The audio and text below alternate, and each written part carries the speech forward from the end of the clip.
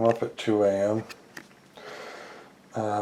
Come downstairs because I need to get something to drink, and I'm getting jumped on by these big cricket creatures that are getting in my house. I don't even know how they're getting in here. But yeah, that's one of them. The other one's crawling over there.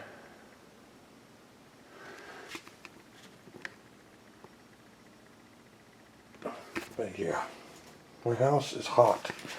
Yeah, it's about 70 degrees outside right now, but it's also about 80% humidity. So that makes it hot. And as you get higher up in the house, the hotter it gets.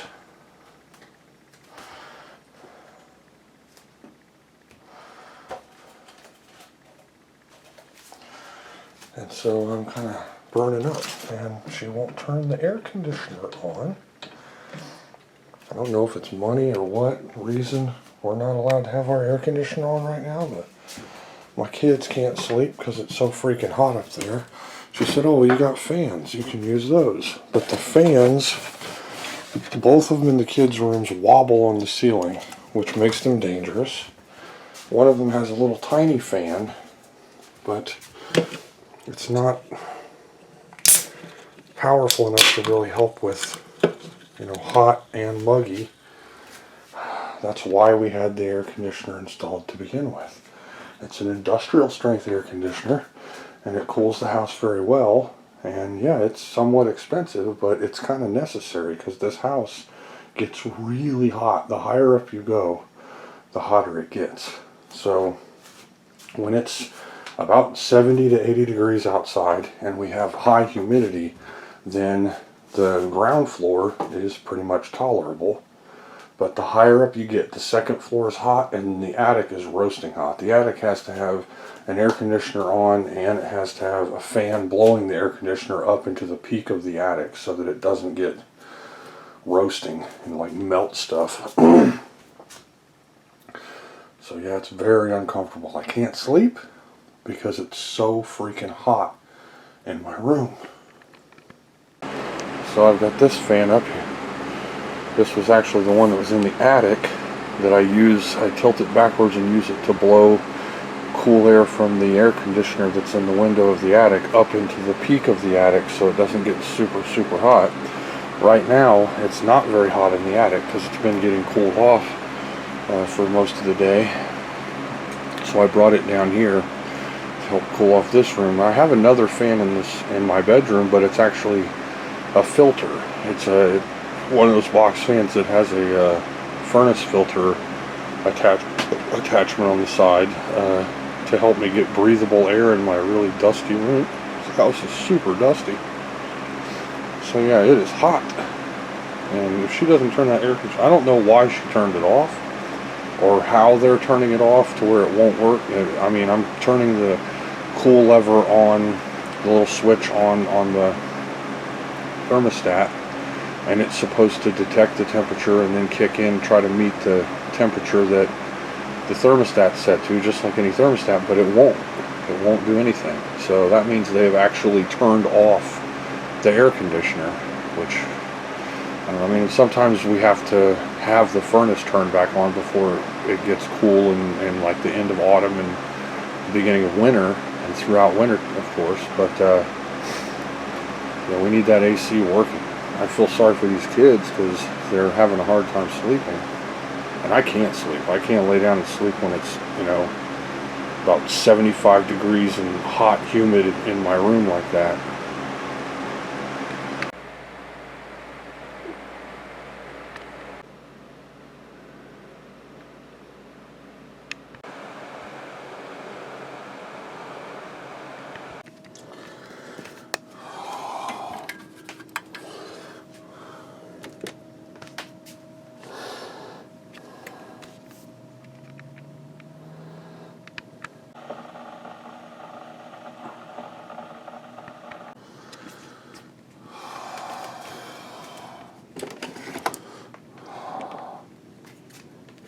It's around 3-ish.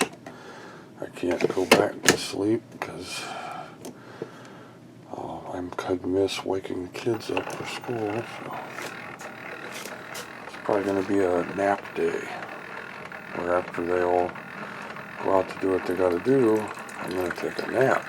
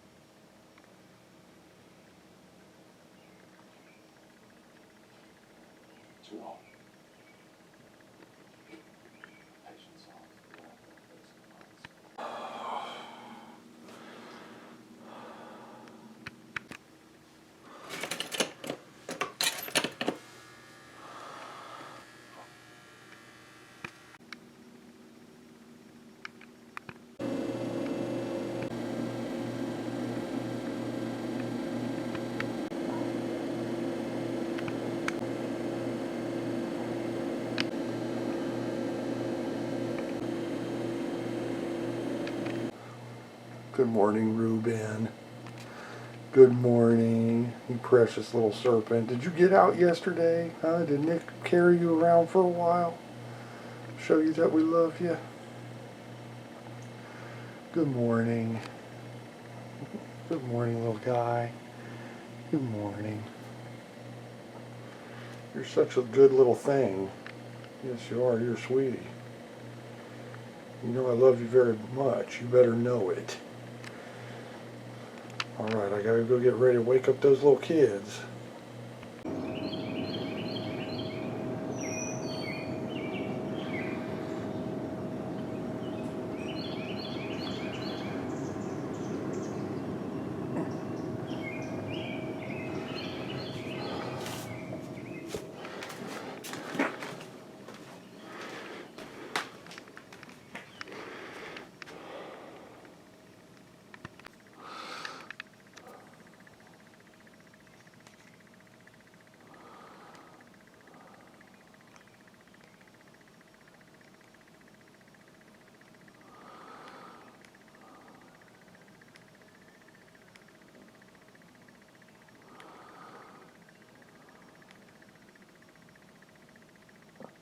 Don't sell guitars now unless you have to.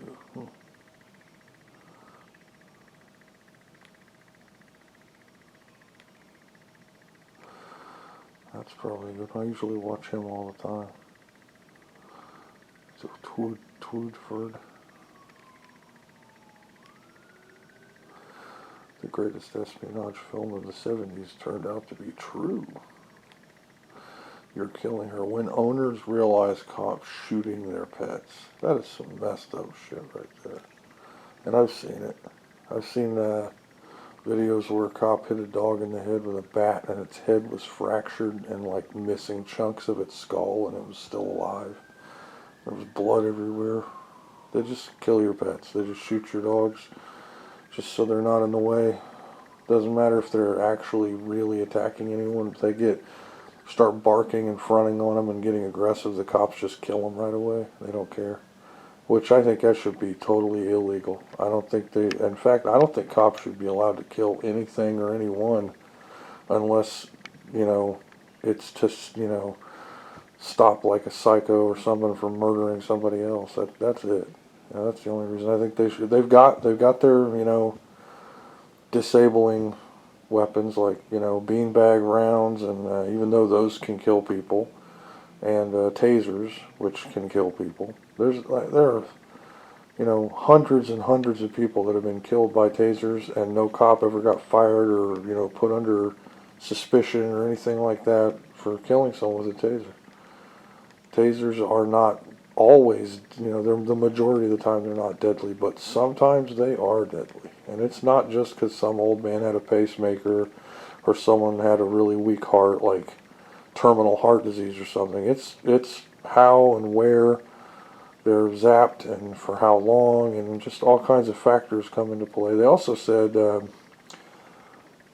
that every single time a person is tased, they risk and often accrue head injuries. It's like a constant. They get zapped and then they fall, and they pretty much always hit their head somehow on something. So, it's a no-win scenario, really. And I mean, I agree that sometimes people need to deal with other people with some type of violence and stuff, but I think that the gross abuse of power has got to stop, and it really, I hate to try to get deep about it, but I think it has more to do with keeping the lower class and the working class locked into fear than actually serving any real purpose that has to do with security or defending the population or incarceration or anything like that.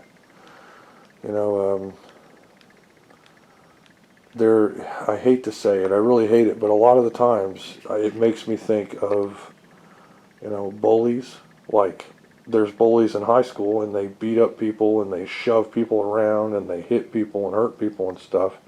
And then they grow up and then they need a job where they can get a license to murder you and get away with it and go right on bullying people. And whether that's what they are or not, that's what they look like, and that's what it makes me feel like when I see it. It just makes me feel like, I got, hit and put in headlocks and kicked around and kicked in the nuts and punched and stuff, and I defended myself many times, but I never started fights. It was always someone else, and there were a lot of, my class actually had no bullies for the first, the class of 95 had no bullies for many, many, many years. Everybody was nice to each other and everything, and then I'm pretty sure our slick principal in high school actually intentionally brought, like, gangbanger monster people into our high school, because there were like a handful of them kind of relatively suddenly, and then they would go around threatening people and causing problems and stuff.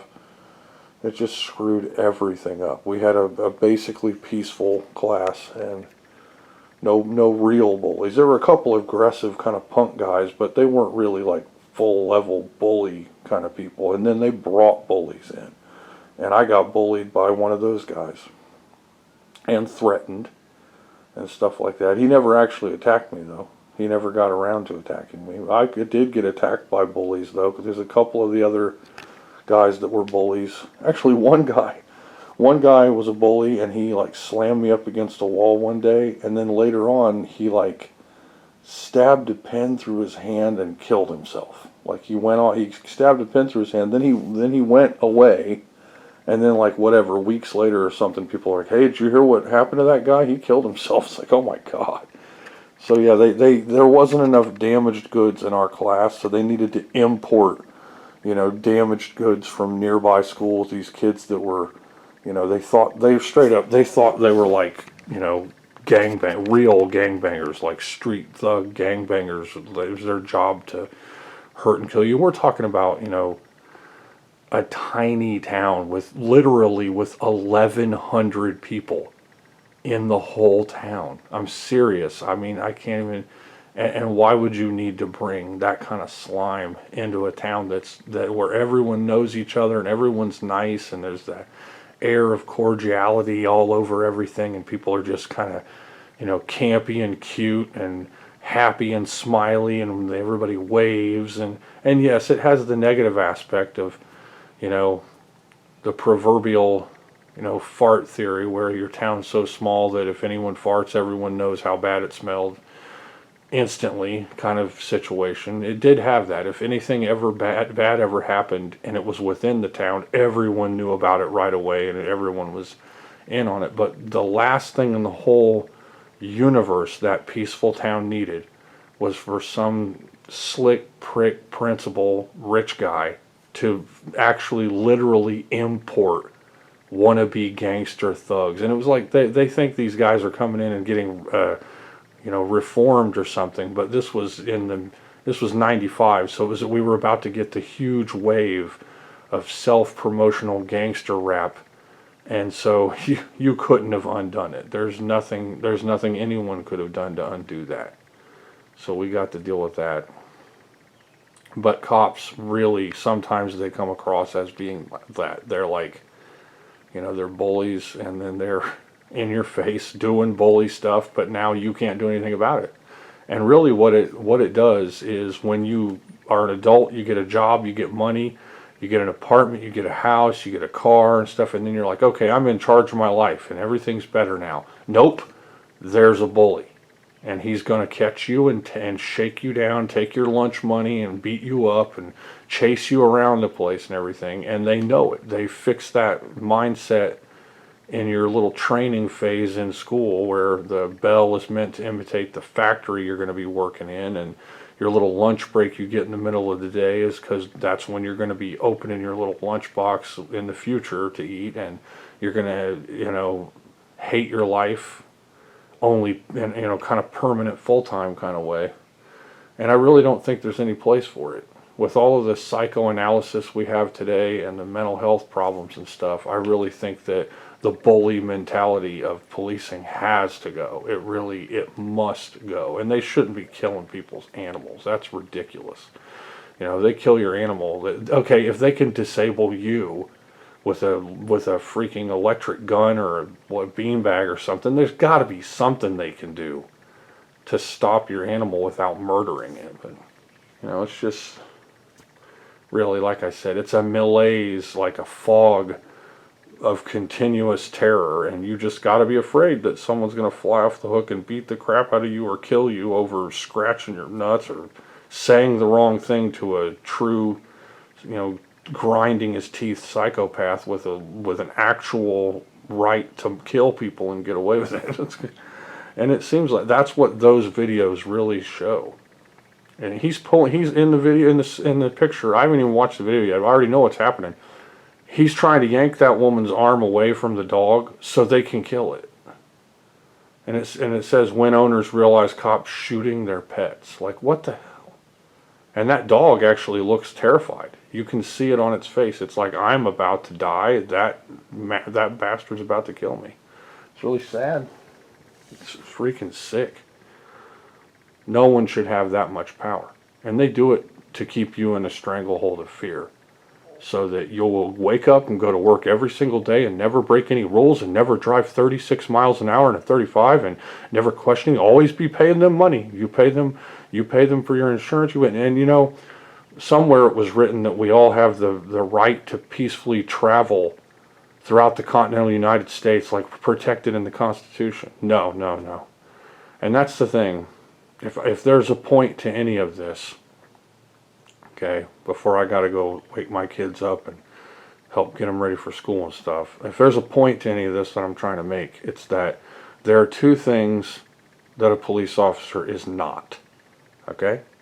One, they're not a psychoanalyst, okay? They're not a psychiatrist. They haven't went to school for 10 years to learn about all the statistical manual evidence of mental health problems people might have. They know very little about it. Well, maybe a little bit, but they're not psychiatrists, okay? And another thing they're not is lawyers. And lawyers go to a school for 10 years to pass the bar to be able to know the actual law, what the law is. So what does that mean? That means that a police officer who's there to enforce the law does not know the law. They don't actually know the law. And if they might actually know it, I read a book, I took a class, know it. But, I mean, they don't know it. They're not a lawyer.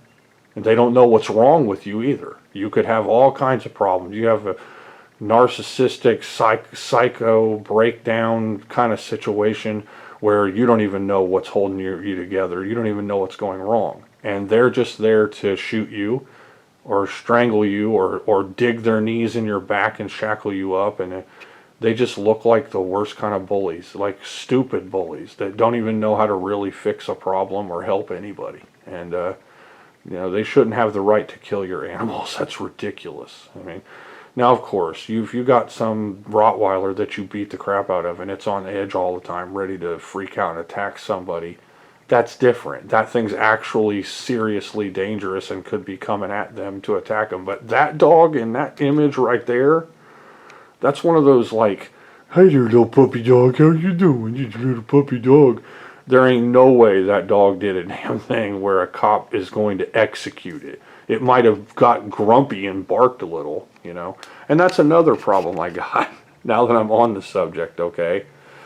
I watched this video, right? And they had this person pulled over. And of course people are so stupid for even saying things to the cops. Just don't even say much. Don't say anything. Say, I don't want to talk to you about nothing. I don't want to discuss anything with you. We're not friends. I don't want to talk to you about anything. Am I free to go? Or are you detaining me? Or tell them something to the effect of, do I have to call a lawyer or something to have them speak on my behalf?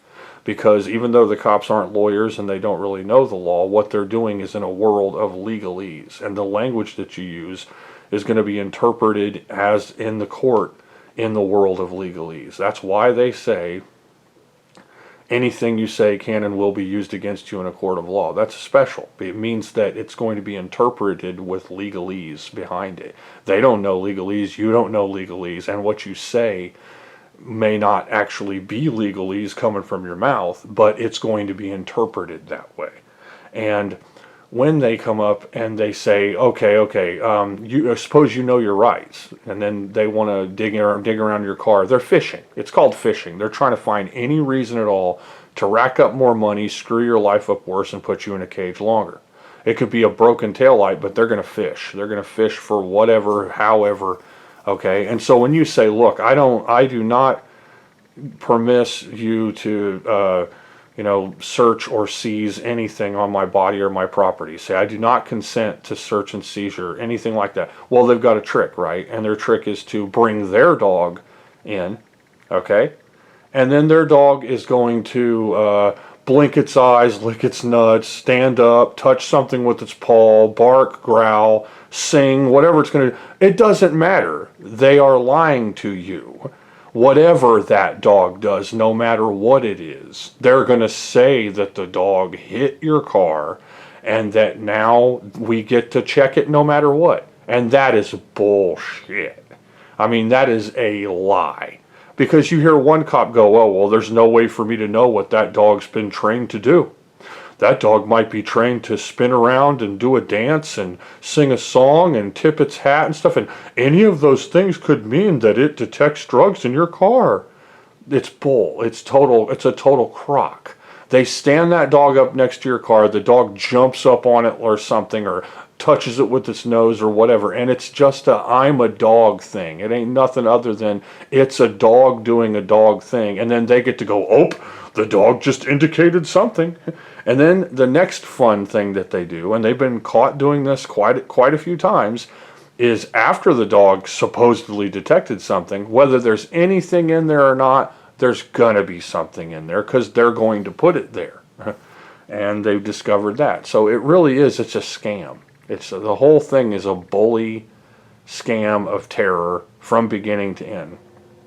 You know, okay, when you think about torturing somebody, one of the ways to torture somebody, regardless of what country they live in or what their rights or their laws are or anything like that, one effective way to torture someone is just simply put them in a cage. That's it. Putting someone in a cage is torture. No one in our age, with our minds, the way people are today, should be put in a cage for anything less than being a murderer, a rapist, or an uncontrollable psychopath that does harm to people somehow. You got to be able to prove it. There is no one that, you know, was caught walking wobbly on the sidewalk because they drank 3 beers instead of 2. They don't deserve to be in a cage. You didn't pay a parking ticket. You don't deserve to be in a cage. 85 to 90% of the crap that people get put in cages for, they should not be put in a cage for that. And I mean, it is ridiculous. And my final statement on the situation is back to my beginning point. It's nothing more than to keep the low income, poor, and working class people in a stranglehold of fear and terror. It has nothing to do with actually enforcing any real law. Otherwise, the Constitution would pretty much override most of what they're trying to do.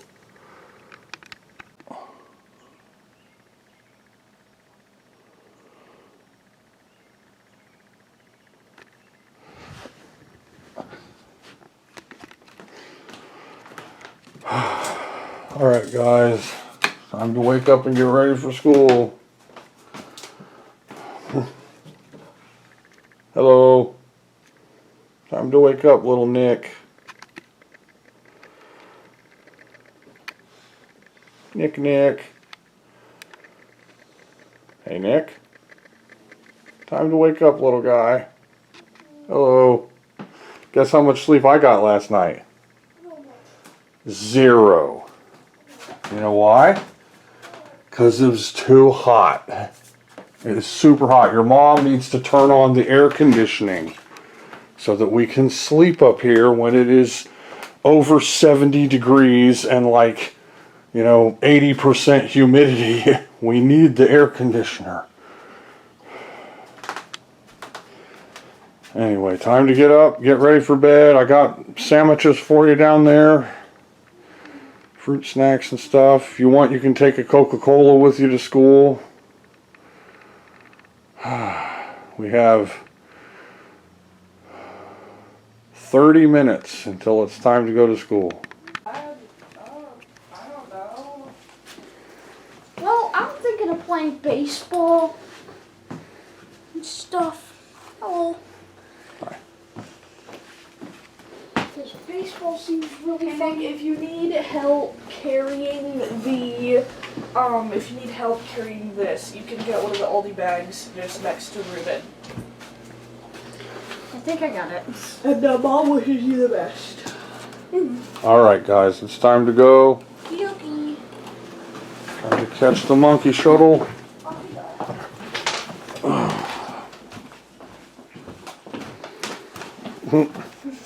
just gotta fold it up. Yes, it seems to Nick, do you got your lanyard yet? I have to. There's an animal. Oh, there's Mom. Mother. Yay. Have a great day. Okie dokie. I'll see you later, little guy. Have a great day. Have a good presentation. Okay. Hi. Hi, Scrimbo. Hi there. Hi, Mr. Kitty. Oh, he's so fuzzy. He's such a fuzzbot. Are you going to come visit me? Are you going to come up and visit me at the window? Going to come see me? Huh? You going to come see me? There goes the kids. Yep.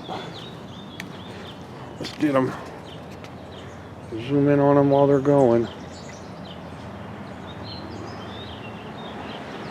There they go.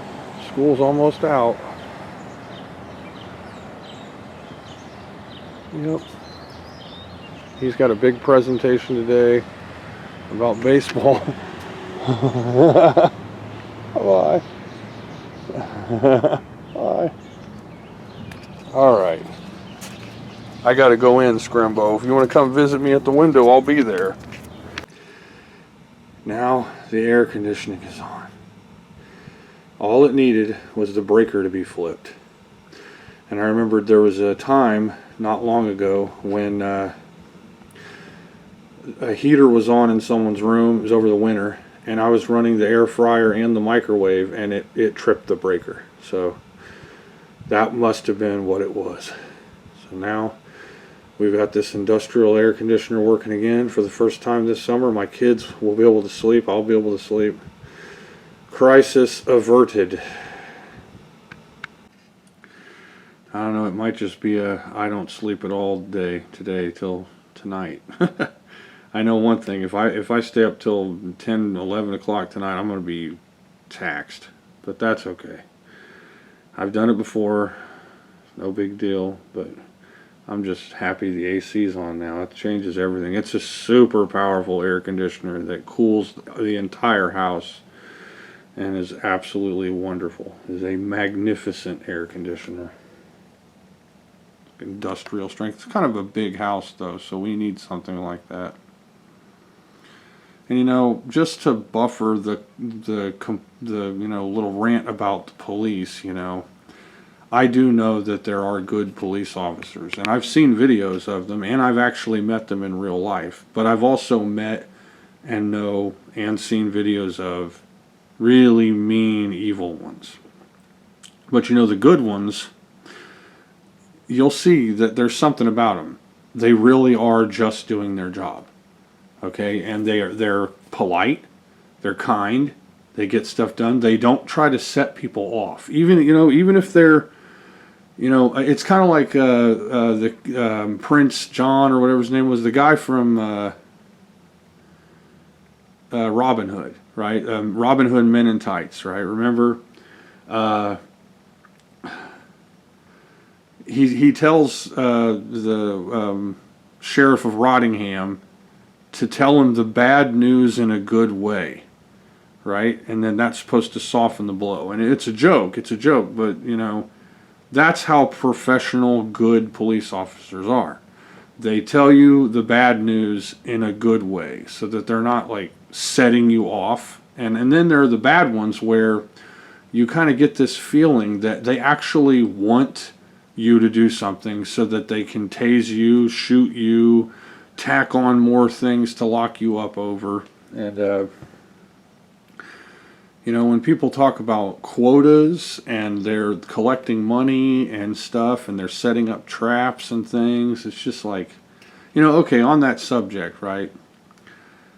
Everyone's probably heard of 1984, or possibly they've heard of Brave New World. That's actually what I did my senior advanced English report on, was Aldous Huxley's Brave New World.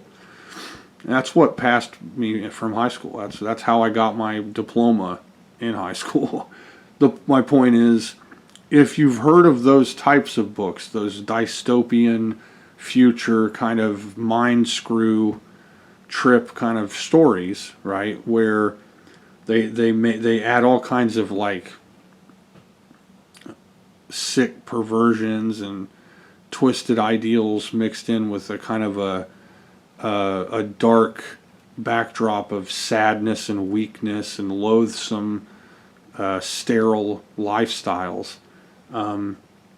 They have thought crime, right? That's like a subject that's part of a lot of these dystopian kind of idealist. They seem to sometimes be a backdrop for some of the, you know, bordering on arcane socialist democratic viewpoints, right? Where the government, if they're too controlling, then, you know, then you don't get to be who you want to be, and so that's where the woke culture is now fitting into the backdrop of the far left. But thought crime, let's just discuss that for a second, okay, before I get onto the subject at hand. What's thought crime in today's world? Okay, what is thought crime? Well, you might think that there's no such thing as thought crime. You might think thought crime doesn't exist. That's part of 1984 or some dystopian fiction.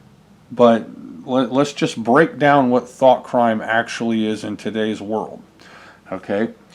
If a police officer has somebody in disguise and you don't know they're a police officer and they are pretending to be a drug dealer, and then they ask you if you want drugs, and you could be someone who has never done drugs, you could be someone who's addicted to drugs, you could be first time you've ever heard it in your life and you're curious and you might want to try it, right? So let's just, throw out a hypothetical. You're a person who has never done drugs before in your life, but you've heard that old people smoke weed for arthritis and for whatever, cancer and everything, for pain and to be able to sleep and appetite and stuff, right? And then young people do it for fun, and it's essentially harmless. It's generally regarded as safe and all the other positives. And so maybe you have a positive view, but you've never tried it. Then a person who is an undercover police officer or some type of informant type of character is waiting. This person asks you if you want to purchase cannabis. He says, do you want some weed? I've got this or that or the other, right? And then there actually is no weed, right? There isn't any. The guy doesn't even have any because he's tricking you, right? Then you say, okay, sure, I'll take, what's the smallest amount? And maybe they use some parlance, right? A nickel bag or a dime bag or a quarter or an ounce or 5 grams or 3.5, whatever, a hit, whatever you're going to call it, right? And then you just got busted. Oh, you're under arrest because you just attempted to purchase narcotics, and then that's illegal. Or you just attempted to purchase a controlled substance or something like that. Well, that's thought crime. How is that thought crime? Well, there's no drugs. You didn't actually receive drugs. No one was going to give you drugs. Drugs didn't exist. You just got arrested for expressing a curiosity. And that's the truth. That's how it is with cops posing as prostitutes. That's how it is with cops posing as minors. That's how it is with, and that, of course, that's bad. That needs to be stopped and dealt with and all that stuff. My point isn't whether it's good or bad. My point is that no actual crime occurs, no victim exists. It resided in the mind of a person, and then that's why they're being arrested for it. So when a person pretends and then they use that to ensnare you or to trap you, there is no actual thing going on. Now, the reason you're busted is because you thought about it. It was just because you thought about it. You considered it for a moment, and then you made the mistake of enticing that idea for just a simple moment. Okay, and then that gets people busted. And whether that's good or bad or right or wrong, that is thought crime. There was no actual substance, there was no victim, there was no anything other than you molded over in your head and made the mistake of expressing that curiosity to the wrong person. And then that person's in disguise. He's there to trick you, or she's there to trick you and trap you. So if you think thought crime doesn't exist in this world, or that it's only a part of dystopian fictions, thought crime is real. People are in jail right now. People's lives are destroyed right now just for daring to think of something illegal and then expressing that thought to the wrong person.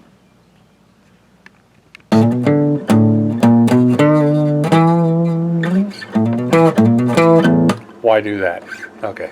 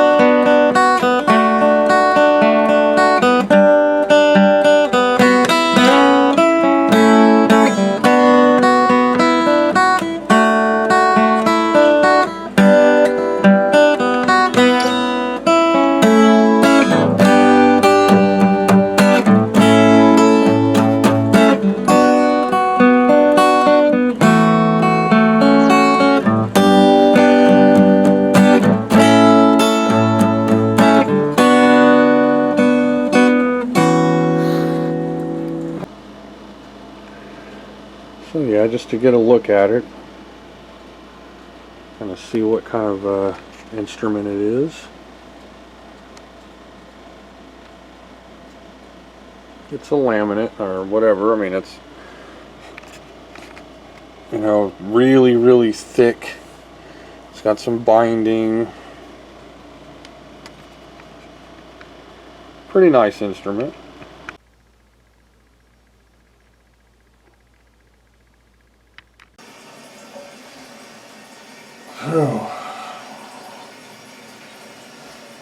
I took a nap.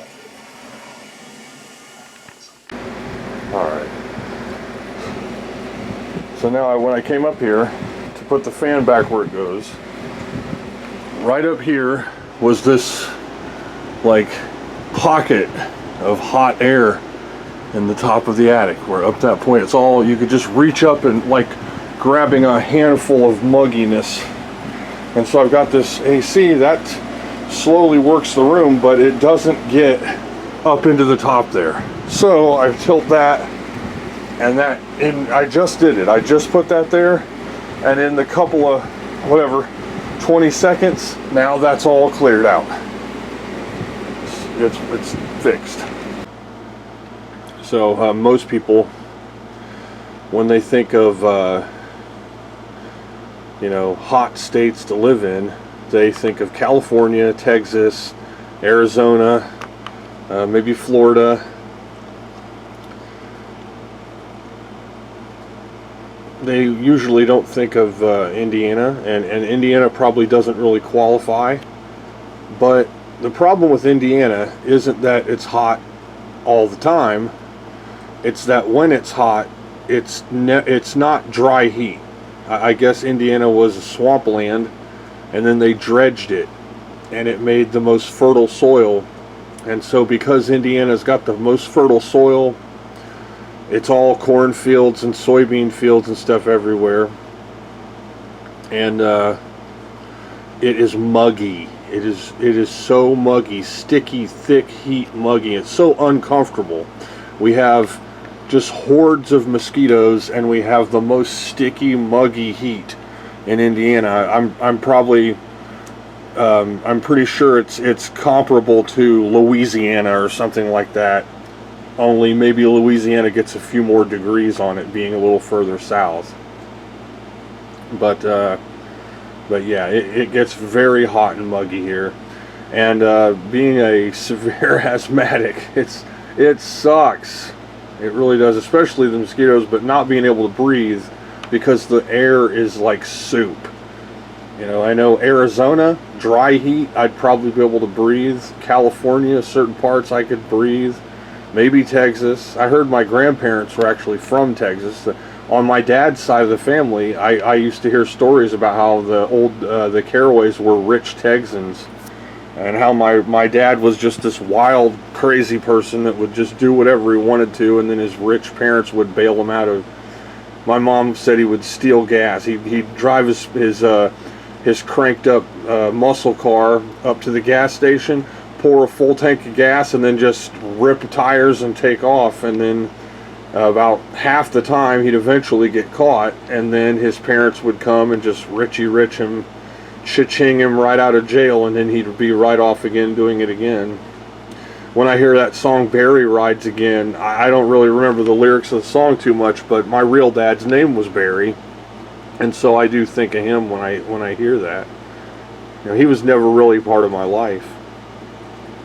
So, I mean, I saw him once when I was super, super little and barely remember it, and then I saw him later when I was like 18 years old.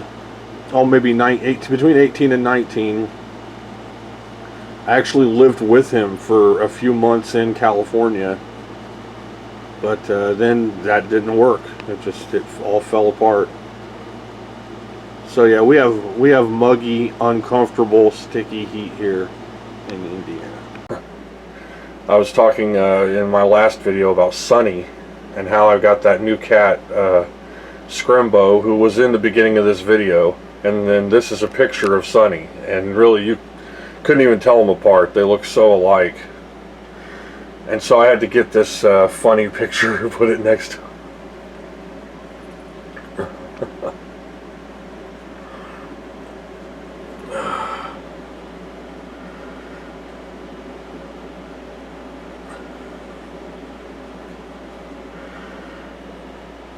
some fun printed pictures I put up on my wall up here. Hi, Ruben. Hello. Hi, little serpent. And see, it's been a few days now since he ate, so he's starting to pick his energy back up again, and he's a very active serpent. He likes to climb his house and climb along the top of his house up here and hang down upside down, and he's always he's very healthy, happy, active serpent. Yeah, he's such a good snake. Hi, Ruben.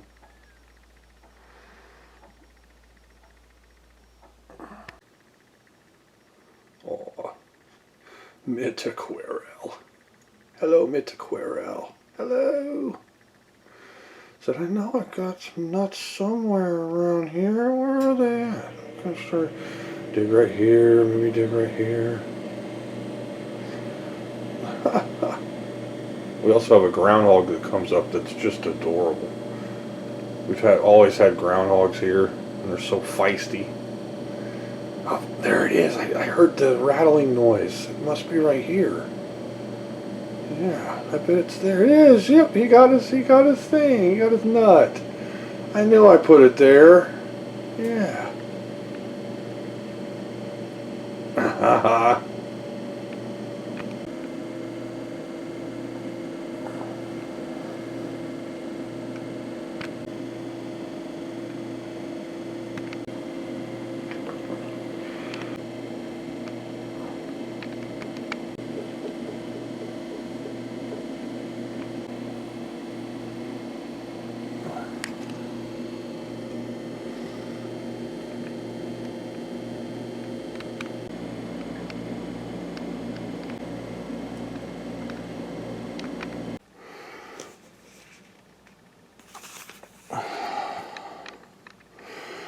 That salad mix was from Olive Garden.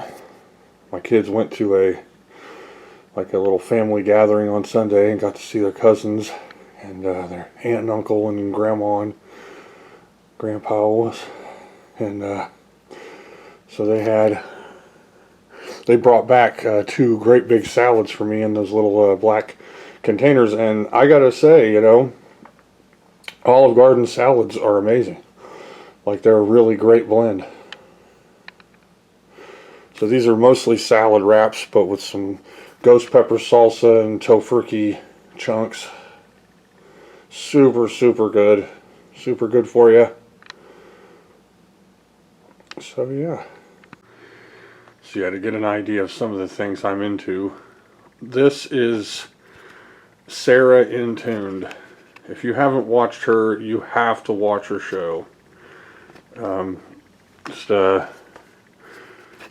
drop dead gorgeous, beautiful mechanic who is meticulous and kind of nitpicky and perfectionist, but she's also super funny and has a great sense of humor.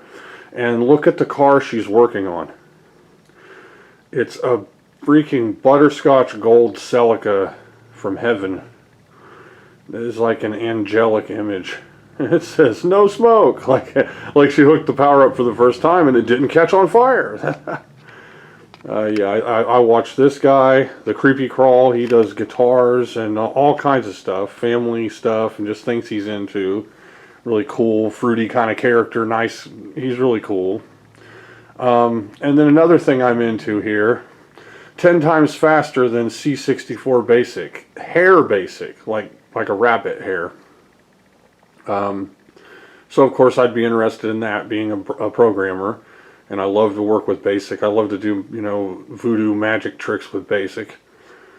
And nutrition facts with Dr. Michael Greger, being a vegan. Michael Greger would thumbs up the meal that I'm about to eat here. He would say, "Hey, you've got all the good stuff in there. So this is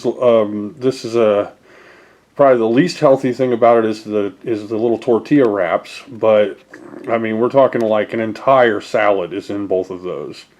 So, and the tofurkey chunks and the ghost pepper salsa, some of that vegan mayonnaise and cheese.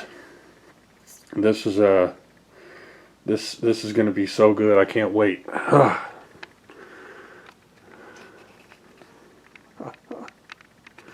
But yeah, I'm gonna watch Sarah while I eat, and then I'm gonna watch that 8-bit show and tell. He hasn't had a video, either he hasn't had one in a while, or I just haven't had them pop up in my feed. But he's super fun too. 8-bit show and tell. He does really advanced and basic techniques, often with the Commodore especially, peeks and pokes, which are low level, like machine code, kind of low level code, and using memory registers in the C64. So they're both two masters of their craft, Sarah Intuned and 8-bit show and tell. So yeah. All right. My God, those were two of the best salad wraps I have ever had. My goodness gracious. There we go. Monkey shuttle. Eating real pizza, and it may not be the best.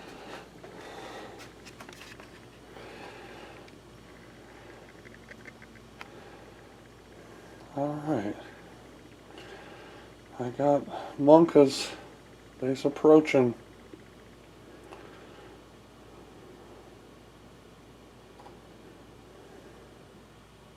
I think she's talking to her friend.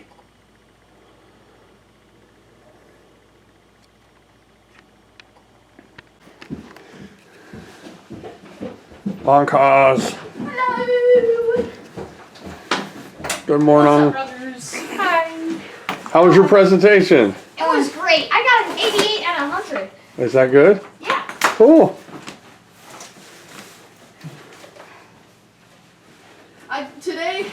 Today I got told that I look like Adam Sandler if he was emo. Huh. That's the second time.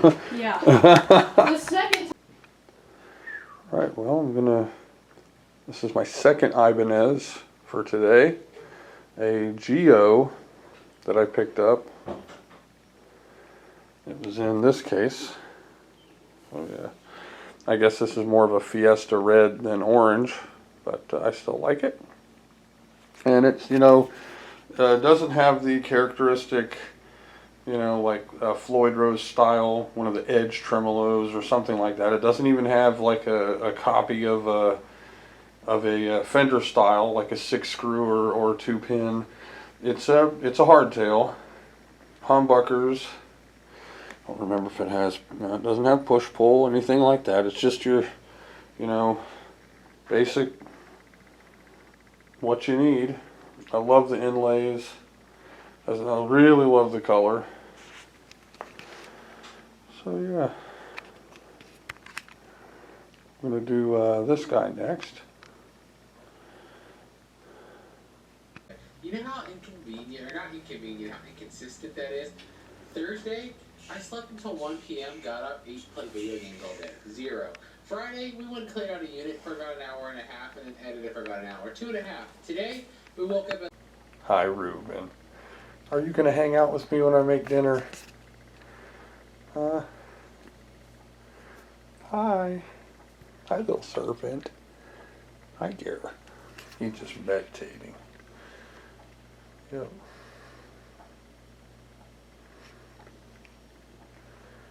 Isn't he a cutie pie? It's my PSA moment. Adopt an albino creature, because sometimes they lack the necessary camouflage to function in nature. So an albino snake is a really great pet. Hi, Ruben. Ruben is a smarty pants.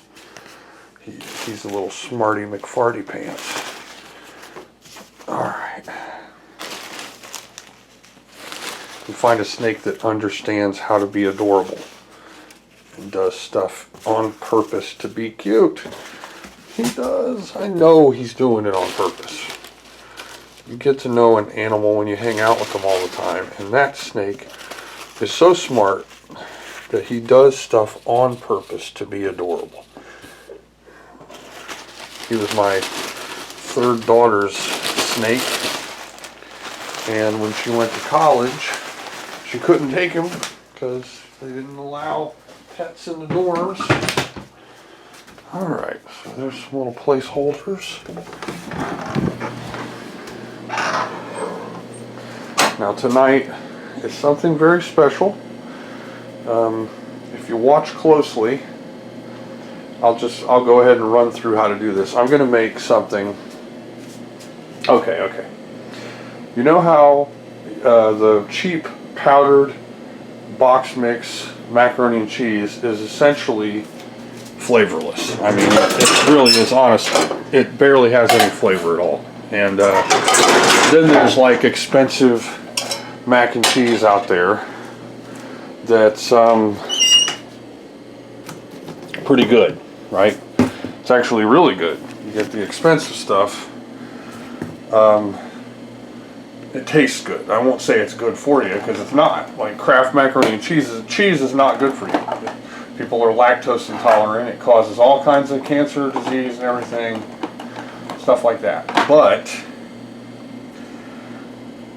this, what I'm about to make, is not only extremely good for you, but it is vitamin, like, okay, people complain about the vitamin, or not vitamin D, B6, B12 problem, right? They say that vegans, where you're going to get your B12, B6, and whenever vegans get tested, they always have good B12 and B6, so, you know, there's really essentially no basis for this. And if you're eating meat for B12 and B6, you should probably know that the animals that you're eating to get B vitamins are actually given B vitamin supplements because they are also B12 deficient. It's like it's a problem. It may be a problem rooted in cleanliness, I guess.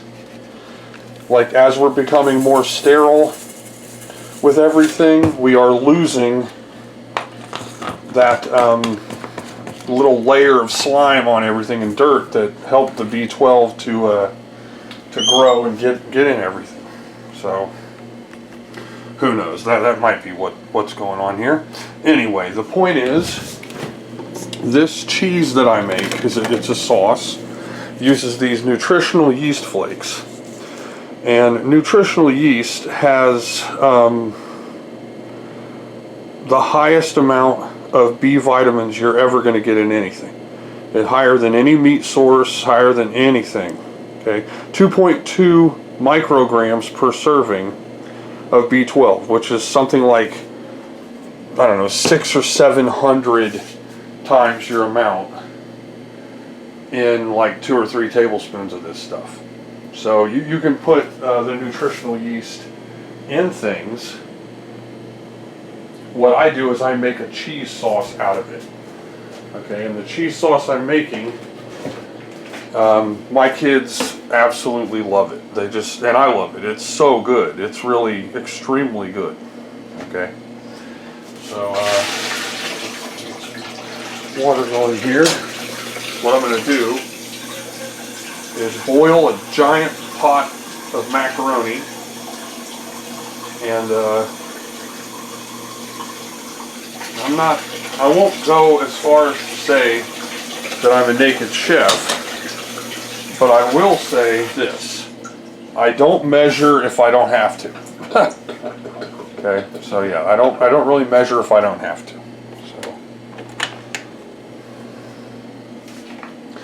So the soy milk is going to go into this. I will use 1.5 cups of this. This is actually a doubled recipe that I've somewhat modified. Okay, that I picked up online. Okay, so there's a process by which all of this is done, and I always I kind of simplify and minimize what I do. I'm the person that washes the dishes and cleans the kitchen. So I also try to use as few things as possible when I do these recipes. I don't want to make a great big mess. I don't want to overuse, I don't want to use too many things I maybe don't have to use.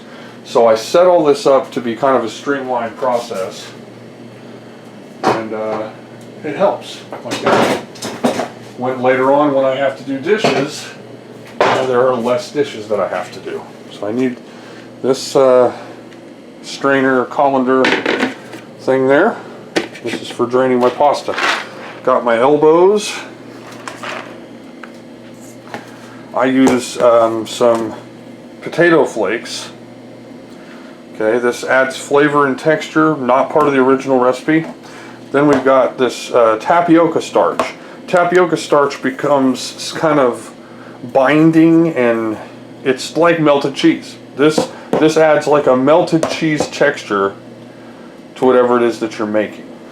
Okay, so very important part of it. I've tried other types of starches and things. Nothing works like tapioca starch for this recipe. And this is macaroni cheese. I don't know if I said that. I'm kind of jumble around with it, but this is a vegan, extremely nutritious, extremely good, delicious macaroni and cheese recipe. My kids love this. Every single time I say, hey, you guys want me to make mac and cheese? Yeah, I get the yay, mac and cheese, we're gonna get mac and cheese. Okay, so now I don't measure how much of this pasta that I put in the pot to boil. I've got whatever that is, a medium saucepan there. I don't measure the water. It's in about there. About an inch from the top. Okay. When I pour the elbow macaroni in, I'm looking for a certain amount, and I just do it that way, and it's perfect every time. So, you know, as far as giving measurements and stuff, I'll give you as many measurements as I can, but a lot of this I'm not measuring. So it's by eye. Now, an important part of this recipe towards the end is a chunk of vegan butter. Okay, this has avocado oil in it. Doesn't matter too much which one. I think I have a second butter in here. Yeah, that was empty, nearly empty. So yeah, this will go in last. And I don't know, not a cooking show, but I think this is fun, and it is part of my day, and it's kind of amazing just how this works. Alright, so I have a cup, measuring cup here, and this is a kind of a special metal one with different levels of measurement along the side. It's kind of easy to clean, probably stainless or something. And I've got a tablespoon measurer. Okay. First ingredient that I put, and I'm putting the ingredients directly into this measuring cup. And this will get them ready to create the sauce when it's time to whisk the sauce. Okay. And I need, what is it? 6 of these, I think. There's a 4. 2. So yeah, I need 4 of these. And remember, this is a doubled recipe. This makes a large amount. So you need 4 somewhat level tablespoons. The more of this starch in it, kind of the stickier, bindier it's going to be, the more smooth and kind of liquidy your cheese is going to be. So, okay, that's 4, and this stuff gets everywhere. The reason I'm putting the tapioca starch in first is because it gets on everything like a fine powder. It just gets into everything. Okay, now we're going to do 2 tablespoons of the mashed potato flakes.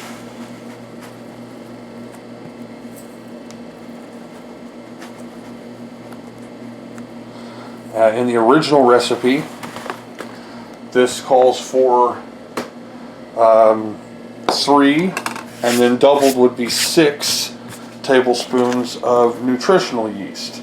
But the nutritional yeast, depending on what nutritional yeast you're using, can have a strong or a light flavor. This adds a cheesy flavor to things. Nutritional yeast is a nutty, cheesy alternative. It does, some of them taste cheesier than others. This one is pretty good, actually. It's your great value, kind of dry, there's also other ones. Lots and lots of them. There's probably 5 different legit brands of nutritional yeast.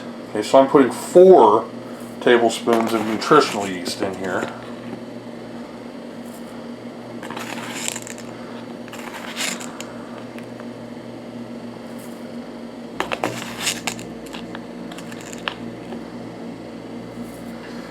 All right, that's 4 of those. I've made this dish so many times that it is an automated process now. Now, when I measure, I use this same tablespoon measuring spoon, so I don't have to use other measuring spoons. But we're getting into pretty small amounts, and this is just for additional flavors. Okay, so I know I need some salt. Whenever I use salt, I'm going to use, if I can, Himalayan pink sea salt. It is nutritious, it's coarse, it is less refined, and it's just all around good. It tastes wonderful. It adds its own flavor. Now, however salty you want your cheese, and what I've gotten here, if you can look in there, it's about half full, maybe a little less than half full. So I don't know if I could be safe saying half tablespoon, because it might be a little less than that. And one thing you want to definitely be careful with is the mustard powder. I use ground mustard, and ground mustard is a balancing act. You want to use a nice small amount, and this adds kind of a little hint of a flavoring to it. And see here, I mean, this is a little more than a dash. Okay, anything more than that, and you're going to get kind of a spicy, bland, almost numbing, kind of filmy flavoring. You want to be careful with the mustard. Okay, then we've got onion powder. The onion powder helps to have kind of a cheesy flavor, and I don't want to go too heavy with the onion powder. I'm going to look in here. This is less than half of a tablespoon, and that's the onion powder. Okay, now I'm also going to add one last thing that is a mild flavor but also a color enhancer, and this is turmeric. Okay, so you want to get turmeric and just kind of dump a little bit on there. That's going to make the cheese just slightly oranger, if you care.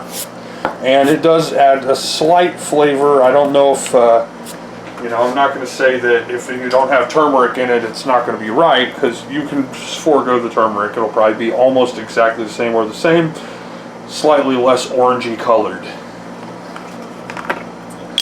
You need a whisk ready for creating the sauce. I use a big spoon here, like a tablespoon, an eating tablespoon. This is what I use to stir the pasta. This is what I use to add the butter after I've strained the pasta, before I mix the pasta back in with the sauce. And I use the same medium saucepan to create the sauce that I just cooked the pasta in. So I'm only using one pan for this whole process.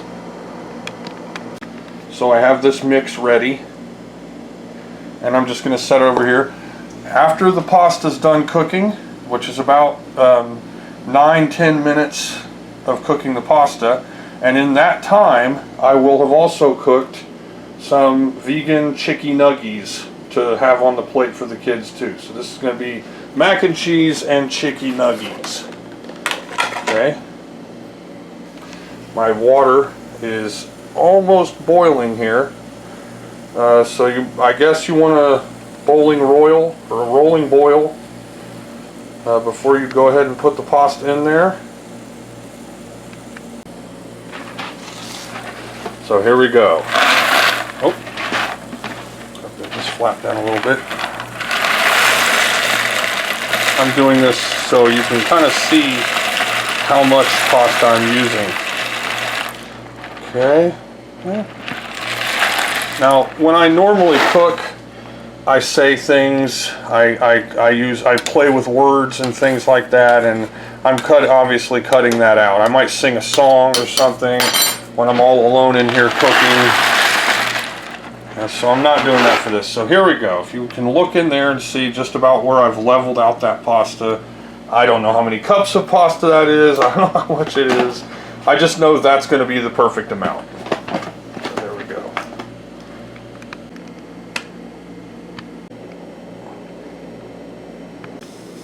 That's going for about 12 minutes. And I got this guy boiling like crazy. And there we go. See, I can't do this one-handed. Okay. I stir this pasta. Okay, so that's going to get about 8 more minutes. That's cooking. I've got my soy milk ready. When you set soy milk out before you use it, if you don't want it to puff up, then just take the lid off or loosen the lid and put it on there. Then it won't kind of expand in the warmth there. Okay, as that's cooking, I'm gonna stir occasionally. Now, why do you put a bunch of salt or sea salt or whatever into your water before you boil to do your pasta? It keeps the pasta from sticking together too much, and it adds a subtle flavor to the pasta. So to make the pasta taste better, add maybe some nutritional content and minerals from the salt. Keeps it from sticking, and it is just all around good to do that. So that's coming along nicely. It's got about 3.5 minutes left of cooking. Okay, we're looking at about 7 minutes left on my nuggies, but it's also going to take about 2 or 3 minutes or so to make the sauce. So it'll all balance out just right. Okay. Getting very close to this being done. And what I'm really doing here is I'm keeping it from overflowing sometimes, also loosening anything that might want to try to stick to the bottom. And this ends up being a relatively full medium saucepan pot of pasta. And I go for a little bit of softness. I don't like hard pasta, and I definitely don't want it to be, you know, mushy or sticky at all. So 9 or 10 minutes is usually okay. So yeah, very, very close. I gotta shake my nuggets. Okay, now I'm going to dump the pasta, but then turn off the heat, but it's gonna go right back onto high right after that. This next process I'm gonna go ahead and show. So I'm gonna turn off the heat, give it one last little stir here to make sure there's nothing stuck to the bottom. Okay.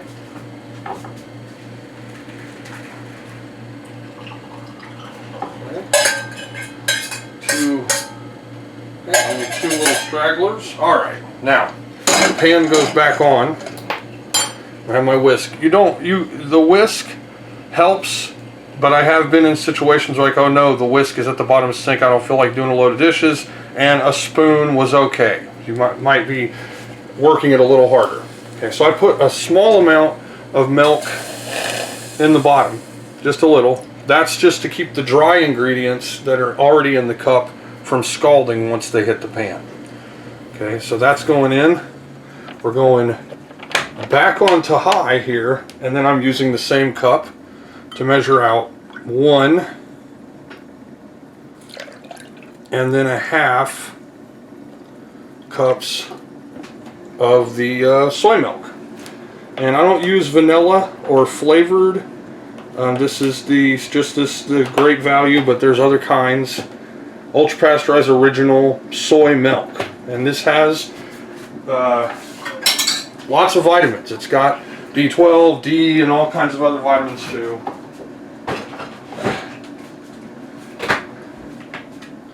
Really, it is truly ridiculous when people insinuate that vegans are vitamin deficient. If you're a vegan that's trying to have a balanced diet, it's going to be pretty much impossible for you to be vitamin deficient in our world. They've already answered for everything.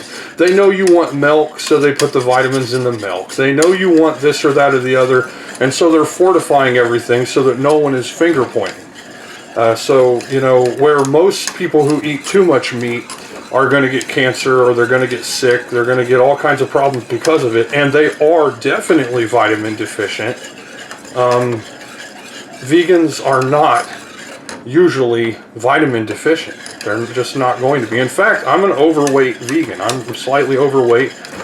I just saw a video of a woman, just an angelic girl, who had an anorexia, like anorexia nervosa or whatever, something like that.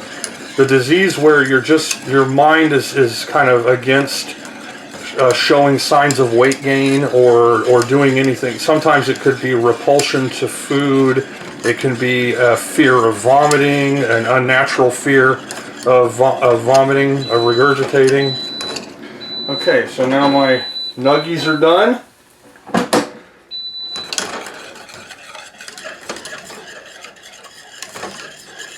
And I'm just about done with this sauce. The way this sauce works is a magic trick. As you're constantly whisking this sauce, the starch is binding to things.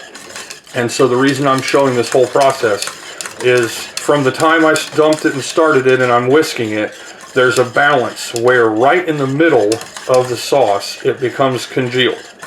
And you start to feel that it's becoming congealed. And that means that starch is ready to kind of blend in with the rest of the sauce and make cheese. Okay, so you don't want to stir it over the high direct heat until the entire thing is tactilely congealed, sticky. You only want to stir and whisk it on the heat until the very center. It's starting to happen right now. So I'm going to turn off the heat, take it off the heat, and now I'm over here and I'm whisking this, and it is now turning in to cheese. Okay, I'll go ahead and show what this ends up looking like. And it gets harder and harder to stir because it's turning into a blob of cheese, of vegan cheese. Okay. And it is really, really good. It's so good. This stuff is delicious. I've tried it on all kinds of stuff. I want to try it on pretzels because I love soft pretzels. Okay, I have done this, gotten this off here. Okay, so now this is the sauce. Okay, does it look familiar? It looks like cheese sauce, doesn't it?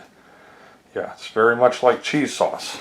Okay, so now I'm going to go ahead and get my strainer, colander, my spoon, and then slowly add the pasta back in. It's good to break the pasta up along the top of the colander so you don't get a landslide effect. And I made a lot this time. I might not want to just put every bit of pasta in there all at once. I'll probably go about 6 or 7/8 of the total amount of pasta that's in this colander.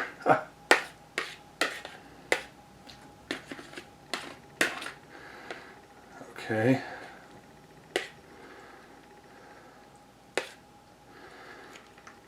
Set that aside, and now I'm just going to slowly, now a good way to do this is to edge around, I'll take the spoon all the way down and then just edge around the whole entire pan. And what this is going to do is kind of fit the bottom layer of the elbow noodles into the sauce. Once it starts to stick to the sauce and connect, then you're not going to be flinging macaroni up out of your pan when you start to stir in the sauce. And it's going to make little open pockets for more pasta to get added in. Okay, and I realized that I actually forgot my butter. And it's okay to add it here in a second. Just get a chunk of butter, and there we go. About a heaping tablespoon and a half.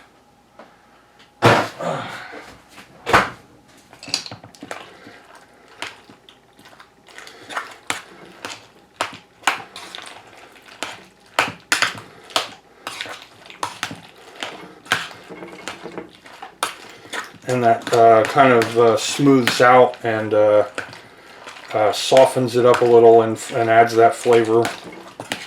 It's an avocado oil based vegan butter. So it's not going to be adding animal fats and proteins or anything bad like that. You guys get away from that stuff. It's going to kill you. Whatever. You do you. And we'll go ahead and there. Now I'm going to add more. Add more of the pasta. Go and add the rest of it. Okay. Now the lady that gave me this recipe online, she said this was a lifesaver. You know, she probably was dealing with people who are, you know, weak in their mindset. They're incapable of change or trying anything new or accepting anything different. And so they demand the cheese sauce. And they said in studies that cheese addiction is the same level of addiction as hard drugs like crack and stuff like that. People are literally as addicted to cheese as hard drug addicts. I won't say they're as addicted as, you know, like zombie fentanyl, stuff like that, but cheese addiction is an actual real thing. When you try to stop eating cheese, your body goes through the phases of, you know, the same withdrawal symptoms as if you stopped using drugs. And that's how powerful cheese is. You know, it's a reward system, it's a flavor, and it's chemically addictive. Some stuff in there is addictive. And on top of that, only about 15 to 20%, maybe 25, about 25% of the population has the enzyme to actually digest dairy. It's a big problem that's going unaddressed in the world. Most people aren't thinking about enzymes and chromosomes and biology and stuff. They're just like, this is not me, I won't eat this. Okay, so this is a mac and cheese. Okay, now I'll give you an idea of how much my kids actually love this stuff. I'm going to show you how much they actually love this stuff. If you can see this.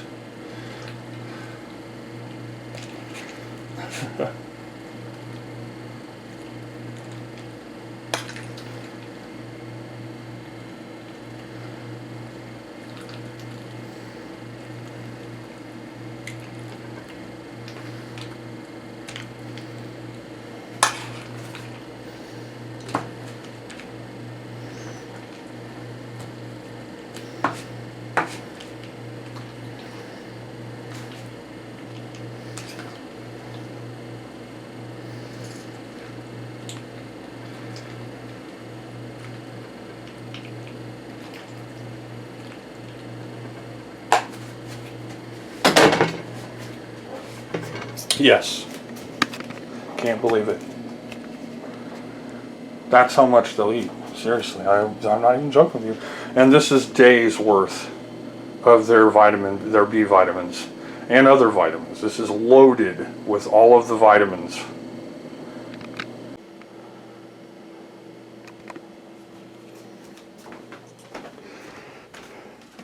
All right, Nick, dinner's ready.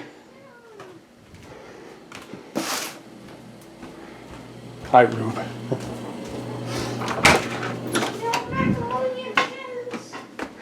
Dinner's ready. That's a little macaroni.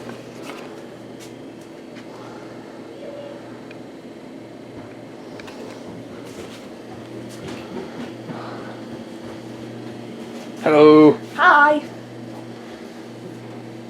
Thank you. Yep. Is it good? Yeah. I'm just gonna eat it out of the pan.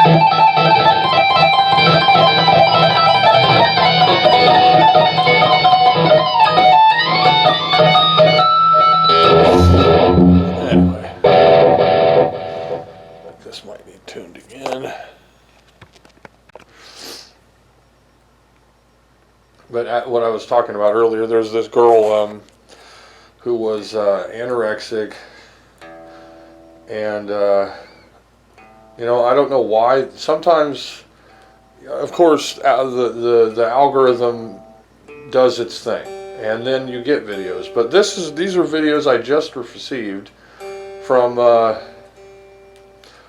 this really nice girl who had anorexia nervosa, was in the throes of death in a hospital, and was just in the fight for her life with anorexia. And she was skeletal. I mean, she looked like a skeleton. But she had a shirt on that said vegan. And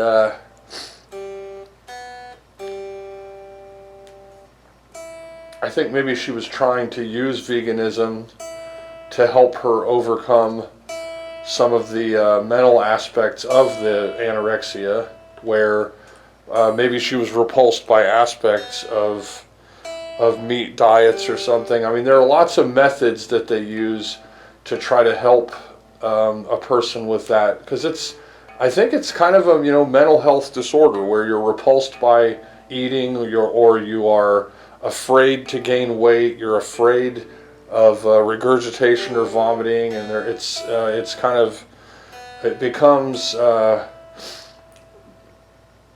limiting to the point where you're destroying yourself by not consuming the proper amounts of minerals and foods and things. But I also kind of had a negative feeling that maybe people would see that, and of course their first response is going to be, oh, she's dying, she's a skeletal person almost about to die, and she's anorexic and she's a vegan, and they're going to use that as an excuse to diss veganism or to act like veganism is bad. And it's upsetting to me when people call themselves fruitarian, all fruit vegans, or whatever hugely limited eccentric diet, all banana diet vegan, or whatever. I don't consider those vegan diets, because the vegan diet is not meant to imply a isolating of one specific thing. You don't become a vegan because you're now only going to eat bananas forever until you die. Okay, you don't become a vegan because you're only going to eat melons scooped out with an ice cream scoop forever and ever. You're going to be deficient in something, drastically deficient, if you try to follow one of those eccentric diets. And veganism, before it was even called veganism, was a Buddhist diet, and thousands of years ago they came up with tofu and were using it to augment dishes, and so it's the idea that this is new, or that it is causing or is part of mental health deficiencies or mental health problems like anorexia or things like that, or fears, deeply bedded fears. You don't have a deeply bedded fear that's making you sympathetic towards sentient life. Okay, it was like, I was part of a Transformers group. I don't know, maybe it was Facebook or something. I don't do Facebook. It's been years since I've done Facebook. They wanted to make me a moderator. They wanted to put me on there because I had so many Transformers. I did stop motion. I knew everything about G1 and a lot of the Japanese angle for Transformers, the unreleased shows like Victory and stuff like that. So I was enjoying it. I was having a great time moderating it. But then, of course, they found out I was a vegan somewhere in my own profile, unrelated to the Transformers stuff. And I don't impose that belief within the Transformers forum or the Transformers, group. But they started attacking me for it. They attacked me for it. And then I said something. I said, okay, what's one of Optimus Prime's most famous lines? It's, freedom is the right of all sentient beings. Okay? And oh boy, that was just insanity inducing, because we had, literally a throng of Optimus Prime worshipers, and you could just hear the wires popping and snapping in their tiny little brains and their soulless husks, just trying to wrap their head around how a vegan would relate the message Optimus Prime is giving to that ideal. And it's true. This isn't a question whether a cow or a pig or a chicken or a turkey or any of those animals are sentient.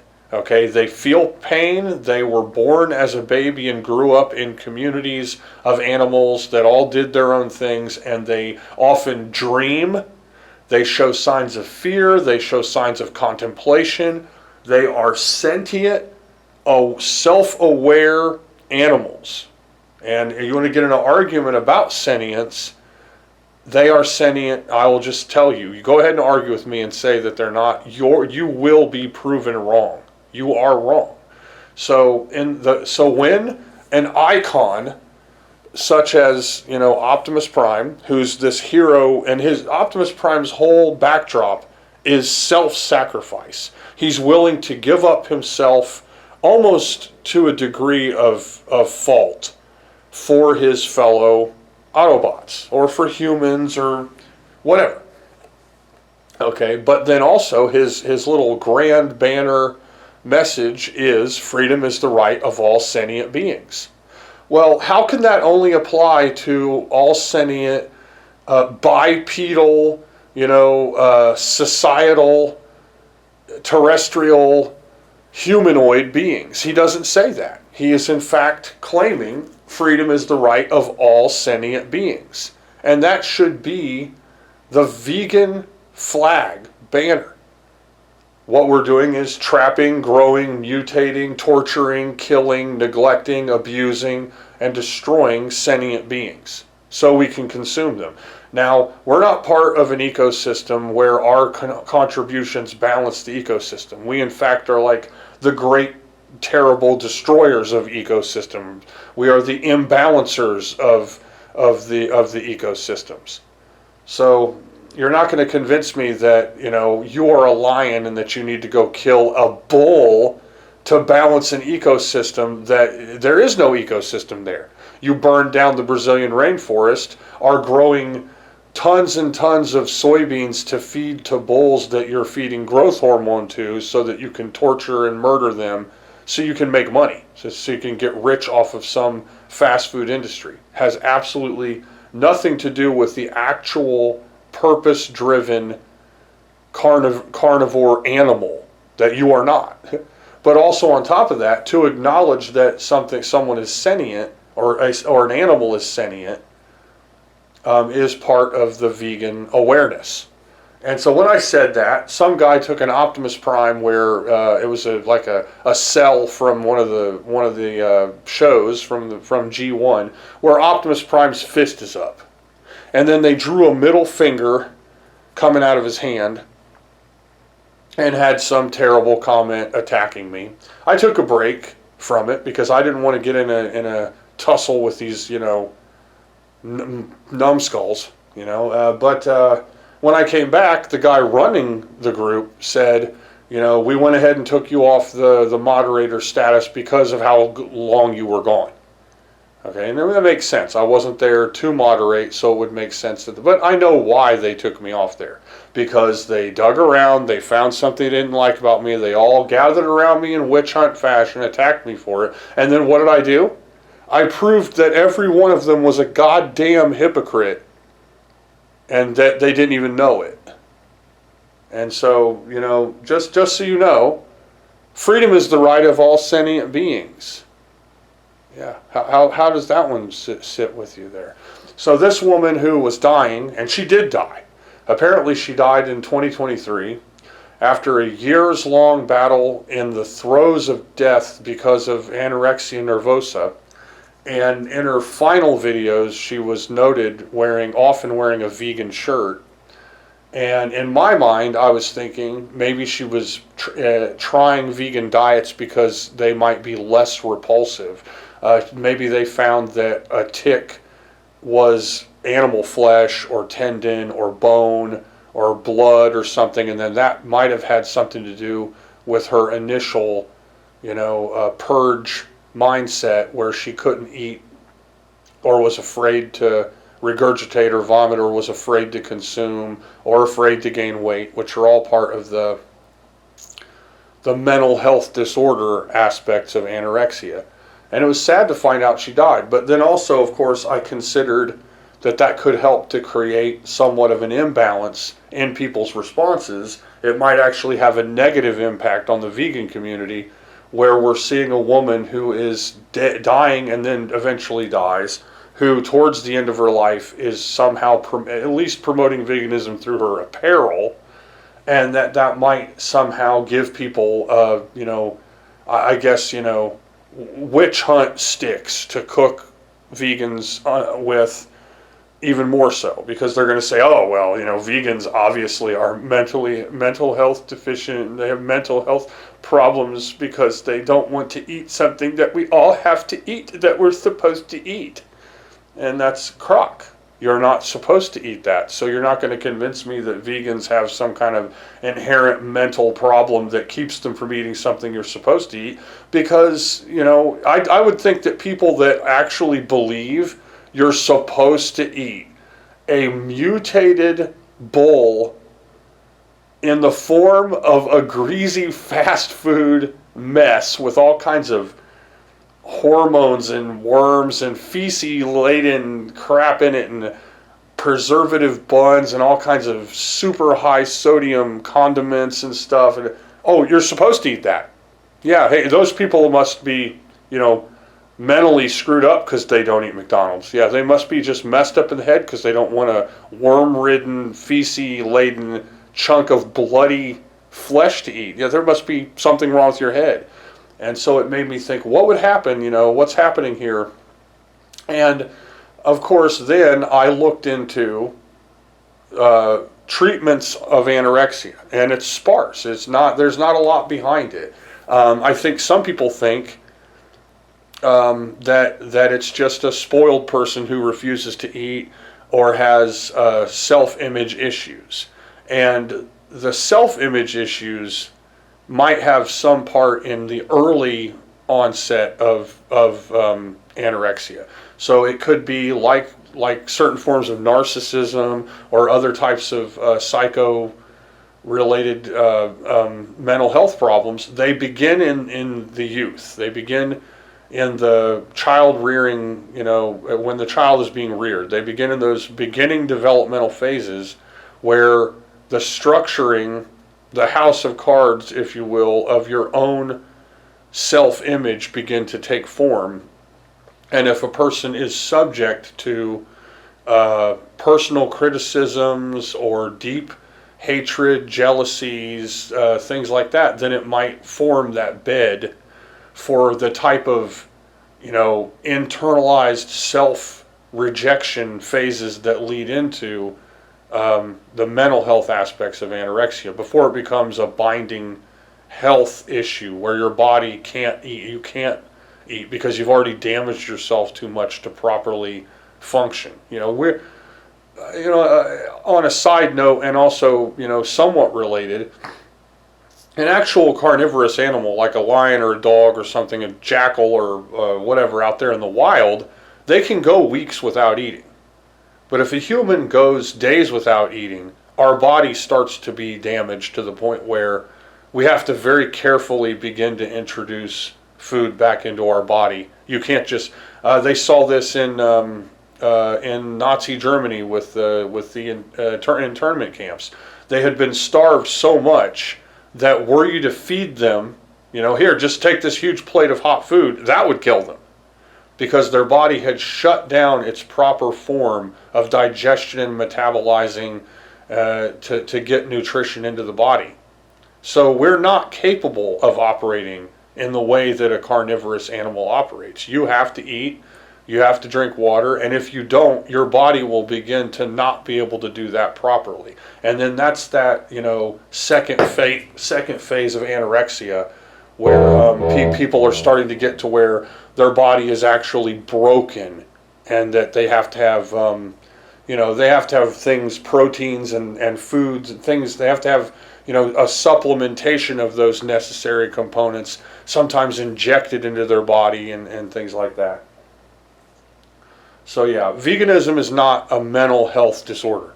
It doesn't have anything to do with rejecting necessary components of a healthy diet or anything like that. And in fact, I would argue that the unnecessary components are part of the modern Western diet.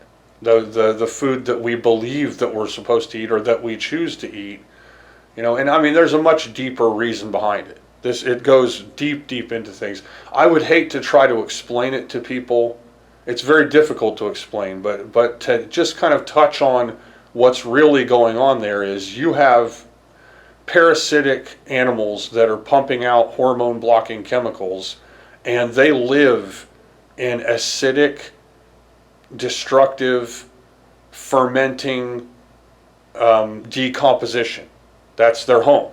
They start in grasses, herbs, leafy terrain areas in plants and vegetation. You track them in, you touch an animal that has them, you eat a food that has them, you touch a person that has them. Now you have them in your body. Sushi's loaded with tapeworms. Food is full of the worms that are there to decompose the flesh because it's their biological job to do that. You're consuming all of that. Now, when it's in your body, though, it is now turning your body into a place for it to live. So it's controlling of your hormones through hormone blocking secretions, which that's what parasites do. They secrete hormone blocking chemicals that control the way you think and behave.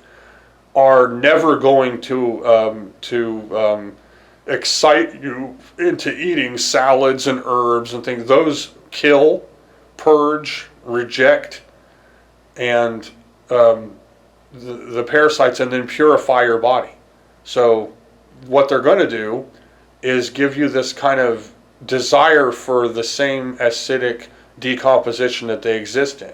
And so you're going to be unnaturally consuming meat and acids and dairies and those types of concoctions, because that's what they live in and that's what they want you to eat. And as much as the beginning phases of the parasite in the snail need to control the snail's path, the snail would never, in its right mind, go out into the light where its shadow is cast and a bird can see its motion. A bird can swoop down and eat the snail.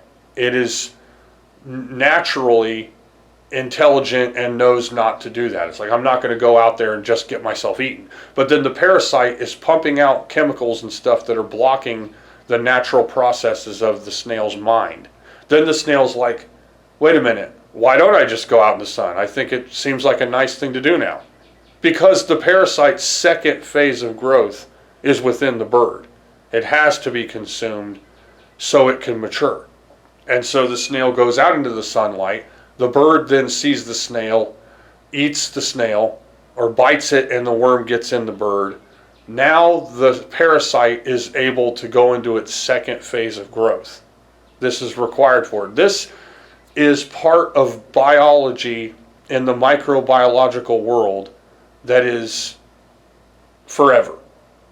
One of the forefathers of modern parasitology was quoted having said, "Were we to remove all life from the earth and all the things we have, you would see the shapes in everything in the nematode." And that's paraphrasing, but it means that at the microbiological level, the infestation is absolute, all-encompassing, permanent, and it is universal. So if we were to all vanish, all life were to vanish, and you were just to see the nematode, you'd see the shapes in everything that was there from its sheer power of manifestation. So they're everywhere, and that's just the nematode. That's just one type of microbiological parasitic life. So we're not, this isn't playing around here. This is something where when you study it to the degree I have, you understand what's really going on. So, forgive them, Father, they know not what they do. You are not in your right mind. There's no reason to eat fermenting rotten animal flesh. And when you do, there's something that's in it and there's something that's in you, and it's for them and it's not for you. And they don't, their last supper is your dead body. Their resurrection is them going out of you into the arid places to go into the rest of the swine. So this isn't a function that can be avoided, but once you're aware of it, you can fight it with your sword. You can defeat it. So, and I hope that someone can hear and listen and learn, the tens of people that might watch my videos. So yeah, on a totally different subject, this is an Ibanez Geo guitar. This was the second of my Ibanez guitars. I showed my acoustic earlier, and my amp is cranked up. I can hear it. It's really super cranked up.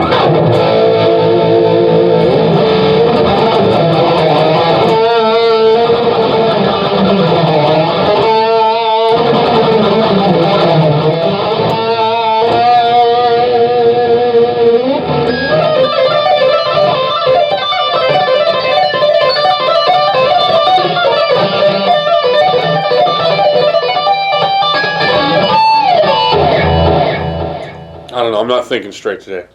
Complete lack of sleep. I've had about, 2 hours of sleep in the past 48 hours. So when I bought this, I got it from a music store that set it up. So this guitar, if I recall correctly, I don't think I've ever done work on it. I bought it and it was actually set up, and I don't think I've ever even changed the strings on it or anything. It's just, and I kept it put back. Super nice Ibanez. And a lot of the times, the things that make a guitar sought after or valuable or more expensive are actually detractors from its playability. A good example of this is in the neck. Some people don't like the nibs on the binding of a Gibson, and so once they get a Gibson refretted, then the worker's going to just cut the nibs off and sand it down and everything. The extra lacquering on the back of the neck, that can be kind of a sticky inhibitor of quick playing guitarists. The heavier aspects of a more thick, lacquered, layered body, the heavier woods that are sometimes, tone woods that are sought after. The extra binding is just another thing to chip and to crack and to break and to criticize. So the cheaper guitars where someone's just like, oh well, this one doesn't have any binding, that's good. This one doesn't have a it doesn't have a sealed lacquered neck, well that's good. This one has a a plastic nut, well maybe that's bad. Maybe upgrading the nut is a good thing to do. So it's a trade. But a lot of times when they try to make a budget instrument, like with Gibson, the more recent kind of cheaper Les Pauls that are actually made in the USA Gibsons, the way they cut cost enough to make them cheap enough to offer them at the prices that they're being offered is no binding, no heavy lacquer finish, less finish on the neck, no binding on the neck, things, just all of these little things that actually make a Gibson iconic, valuable presence. Actually, once you get rid of them, the instrument plays better, and it doesn't look better though. Aesthetically, the gold top Gibsons and the 50s and 60s Gibsons that are just full of binding with the little nibs on the frets and just the extra lacquer and the extra the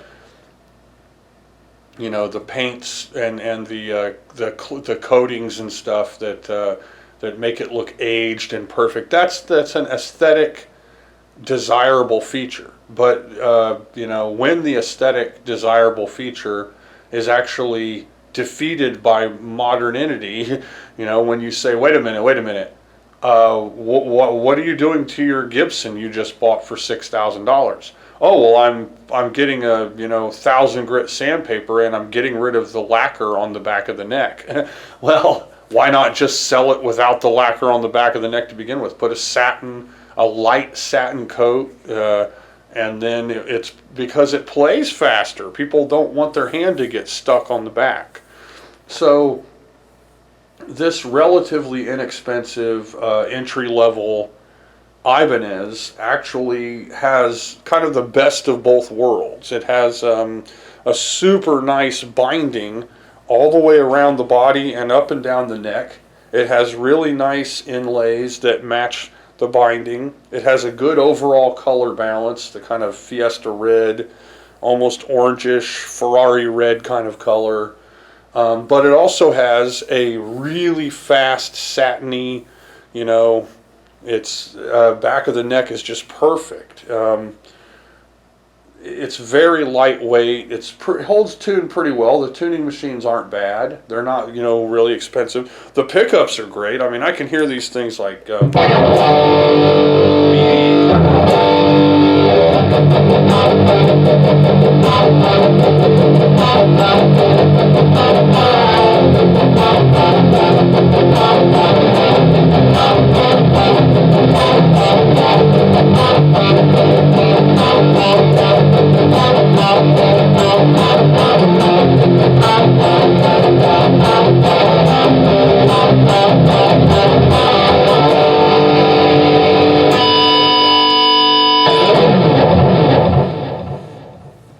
it's meaty and nice, heavy, thick, kind of bassier, and that's on the bridge. So we're talking, usually bridge is really bright and chirpy sounding, and I guess this could be my settings. I don't know. My amp is loud today for some reason.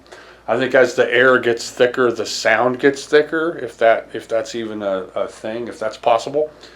The guitar plays so good, and it has since the day I took it out of the box and played it. I tuned it, and it played perfectly, and that's the state it's been in since I bought it. They also have a black version of this instrument with the same colors going on, but this is,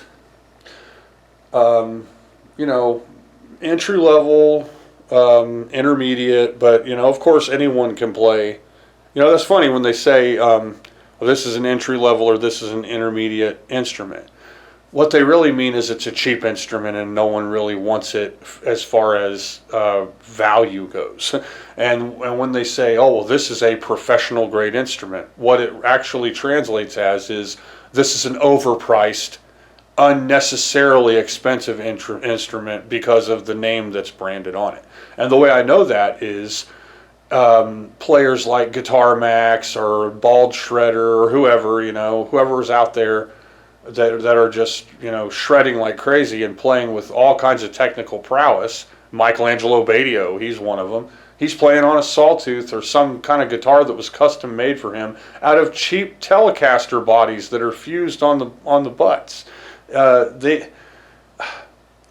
When you say this is an entry-level or intermediate instrument, but then you give that entry-level instrument to a professional player, the professional player makes it sound every bit as good or better than an overpriced instrument. So what are you trying to say when you say this is an entry-level or this is an intermediate instrument?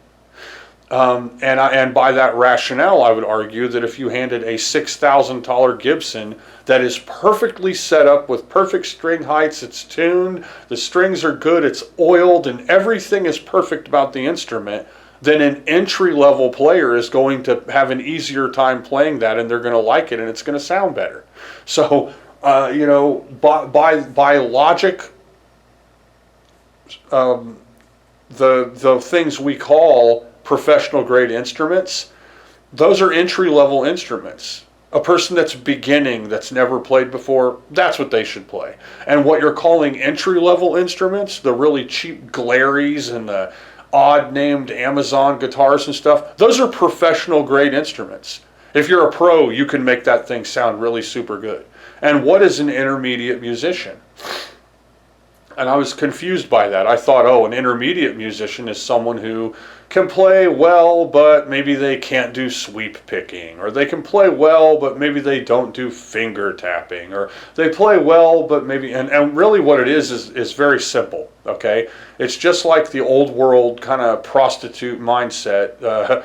You know, there's a difference between a whore and a prostitute, right? A whore does one thing for money, and a prostitute does anything for money. So by that understanding, we're a nation of prostitutes. We're people who believe that you should be working no matter what the job is. Your whole purpose in life is to make money for the man, and that's all you are. You're a prostitute. You'll do anything for money. Okay, but professional is someone who gets paid to do what they're doing. That's all. If a person is the crappiest guitarist technically that you've ever heard, but for whatever reason, everyone's listening to it, it catches on, it has a following, people are dancing to it, people are singing it, it's possibly catchy, it's got a verve, it's got a vibe, and it's a thing. It's a professional thing now. Yeah. And so that's really how a lot of the things are. That's how most of it is. What you're hearing that everyone loves, that everyone gets into, is usually catchy and simple. And it's not complicated. So when you give those definitions, this person is an entry-level musician. This person is an intermediate-level musician. This person is a professional-level musician. You're wrong. Most of the people worship, most of the little, spoiled, rotten, rich kids that people are forced to worship are put where they are because of their social and socioeconomic status. There is a kid in, some, backwoods African village with a dirt basketball court that could out-jump, out-dribble, and out-pass and out-shoot any NBA star. But the NBA star you're worshiping was a rich kid. He had people who paid for everything for him and opened all the doors for him. And you are being shown him like a gallery model presentation where you get to find a thing that they're somewhat good at to worship them for. And that's how the musicians and actors and sports stars, how many of that's not how all of them are. Okay, that's really, they always let a few in through the gate to salt up the soup, so to speak. So it's not just going to be blatant alienation. They're going to let people in with talent. That's true. They're going to let them in with talent. Some poor kids break through. Some truly talented individuals break in. But for the most part, it's rich families with rich kids, and you're not listening to, watching them, or betting on them because of anything real. It's all a form of worship, so that you'll say their name and worship their look and wish that you were like them and all that. And that applies to the world of instruments too. Some guy that is the fastest guitarist you ever heard, no one wants to hear his stuff because it's too complicated. It just sounds too complex. Some drunk guy who can barely stand up half the time, everyone loves and is one of the best guitarists of all time. His technique is crap. His chords are lucid crap, but they're catchy. You hear him and it's his swagger. It's like you can feel his loose, purposeless, drunken swagger in his catchy, simple chords, and then he's a rock god. And then there are people there are 9-year-old Chinese girls who will shred like no one else, like no Pantera or whatever shredder rock band you ever heard could ever even come close to. That girl's probably never going to be famous. She's never going to get the attention that she deserves. Not going to be in a super rich rock band. She's not a rich kid. No one's being forced to worship her. But she is technically superior to all the other guitarists. So when you say stuff like that, it's part of our criticism, critiquing kind of way, but it is in error. And So that brings me to what started that. Is this an entry level instrument? This guitar is just as fit in the hands of a paid studio or live performing musician as it would be for a beginner musician, as it would be for someone who's learning chords and techniques but doesn't write their own music, which might be the definition of an intermediate player. And that might be my point in saying that Ibanez are kind of one of the best that cover all of the bases, because they are not expensive, but they do have the highest quality standards no matter what price bracket you're approaching for your Ibanez. I've never bought an Ibanez that wasn't excellent. I've never played one that wasn't excellent. Maybe that's just me, that could just be, blind lottery luck that I'm grabbing up these really good ones. That's not how it was for me with Glary. Like, the first Glary I got was their cheap GST. It's one of the best guitars I've ever played in my life. It must have been right when the factory worker just ate some noodles and was in a good mood, and at the same time their tools weren't completely dulled yet, and they just got the driest, best treated, most perfect wood before it got to the wet, nasty in the end of the line. And I just happened to get everything was right in the dimensions and the construction of the guitar. And then there are, dozens of other people who got the same instrument and said this thing is too messed up to even fix enough to play. And then the second Glary electric guitar I got was supposed to be their better one, the GST2, and it was good and I loved it, but then eventually I started finding all of these problems with it, and I ended up turning it into a parts caster, and now it's one of my best guitars. It's in my top 5 best instruments. But it took a new bridge, a new neck, a total redo of everything, as far as the frets and all that. It took work to get it there, a lot of work, but now it is an extraordinary instrument. But Ibanez guitars, usually you buy one, and if it's a $200 Ibanez, it's perfect. If it's a $500 Ibanez, it's perfect. If it's a $2,000 Ibanez, it's perfect. And that's really how they are. Yamahas are often considered to be like that too. And I've always wanted to get into those instruments. I think the Yamahas are very appealing. And anything that was kind of rooted in Japan, it goes back to that kind of Japanese honor system where they're not in this for anything other than doing it right, and there's there's a authenticity to having honor in what you're doing, and they're not going to promote or make something that's second rate. And so that kind of mindset, which is missing from the Western world, where our workers are in it to cut corners if they can, to get in the door and out the door as fast as they can, to go home and do what they really wished that they were doing. And I think that at least the Japanese mindset, from where the beginnings of a lot of these things came from, were that honor-bound commitment to a craft.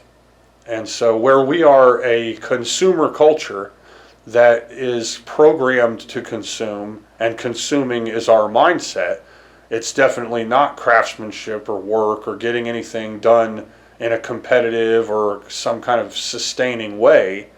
We want to get that stuff out of the way so we can get home and drink a beer and watch a football game and put our feet up and have our wife hanging out and have our kids running around and our dog playing violin or whatever. We want to get into that consumer mindset where I'm getting what I want out of the world because it's my job to criticize and to test everything and to buy up everything in my rich, spoiled Western culture. But in Japan, they're like, no, I am a this. And then what is it? Well, if they're a shoemaker, then they're going to dedicate their life to making the greatest shoe that you ever wore. They've already been through the whole creation process. It takes 40 years of your life to get anywhere near the mastery of shoemaking that your sensei shoemaker reached, that he's teaching how to make shoes. Plug that into anything at all that they do in their own culture. And of course that type of, and so that would make them not a consumer culture, an artisan culture.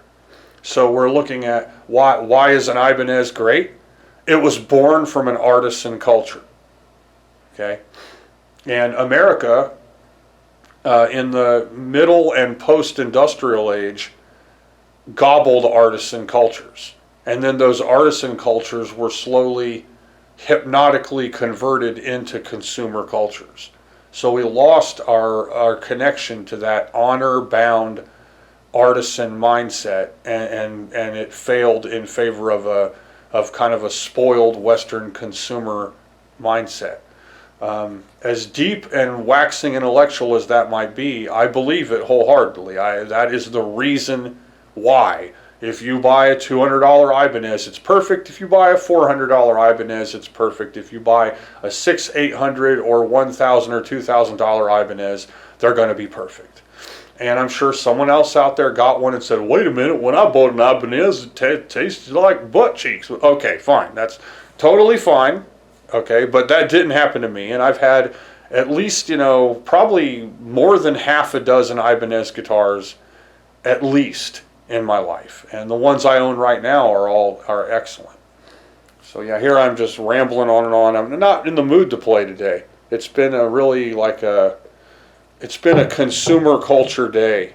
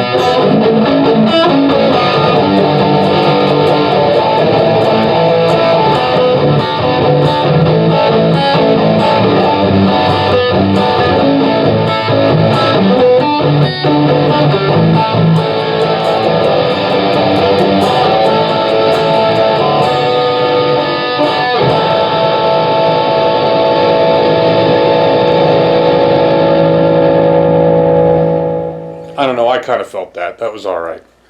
But it's been a hard day to groove, been hard. Mainly from complete lack of sleep. So, but yeah, I took a nap today. I took a couple-hour nap today. Anybody watching my videos, how can you even stand listening to me ramble on and even watch? I know, I get it. I'm not getting lots of views. That's fine with me. I understand it. I'm sure you've got better things to do. But I'm an intellectual, and I'm going to speak it, and I have meditated on it. So it's not a situation where I'm just regurgitating crap that I might have just thought. This is stuff that I contemplate in my time deeply and have a lot of consideration for. So Ibanez. Okay, so now we're looking at a 88 Ibanez RG 140.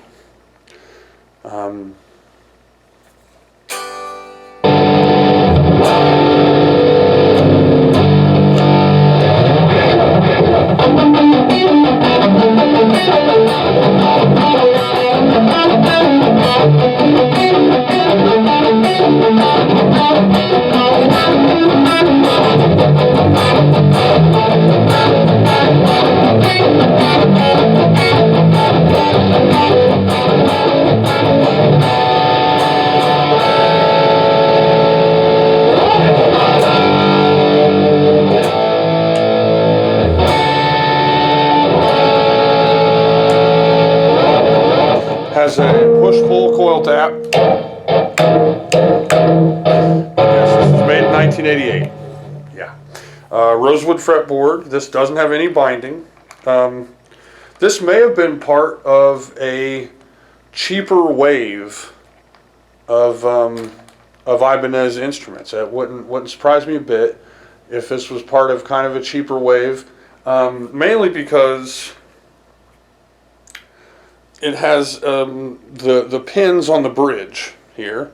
These are screws. I don't know if, I think it's got some seating underneath it, but they're screws. The bridge itself is okay, but you know, it's a pretty thick block on the bottom. It's not too bad, but it's not huge.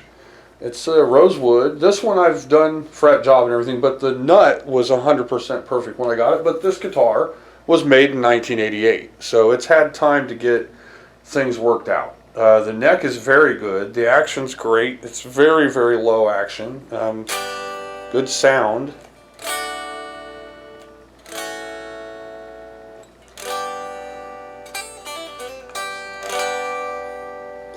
It's all original pickups. Like I said, push-pull to turn the humbucker into a single coil so that it's more like a Strat. This was the first year that Ibanez started calling their guitars RG instead of Roadstar. So I guess like in 86 and 87, that was the last wave of Roadstar and Roadstar 2 instruments that were actually called Roadstar guitars. But this is a Roadstar guitar. It was sold as one, but it has the RS label from that point on, and so you even see that RG and on guitars later from that original Roadstar influence. And those were excellent instruments that stood the test of time with professional level quality and stuff. This instrument is super lightweight. It might be my lightest, or surely one of my lightest, if not my lightest guitar. Maybe only comparable to my cheap Glary. It might even be lighter than that. But yeah, it does play really, really great. And I love the guitar. This hangs on my wall though. This is what I showed in my last video and probably earlier in the day on this video. It's a decoration because it's from 1988. And both of my Made Neptune Kramers are actually from the 80s too, the late 80s. And they were part of that late 80s, early 90s influence. But yeah, this one is just a great player. I think there's some dust on the strings. It feels a little kind of catchy. And you know what I'll do sometimes is just take some oil. I don't know, like Hops 8 gun oil, real oil, and just the tiniest bit of it on my fingertips, and then just run it down each of the strings. And then play it for a while. And then that gets rid of the dust, and it makes it smoother and everything, and protects the strings, and cleans them up a little bit.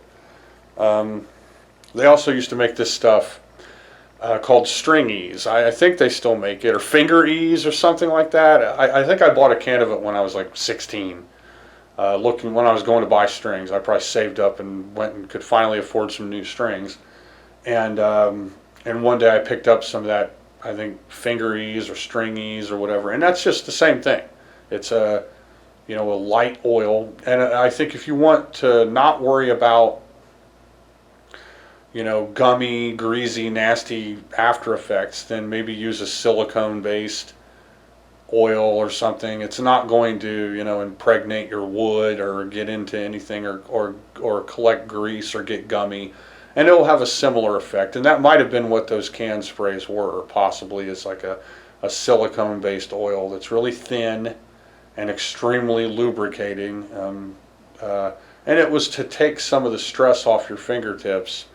If you're playing and you're starting to hurt your fingers. And I've just got, like most people that play regularly, just like a wall of callus across the tip of my fingers, where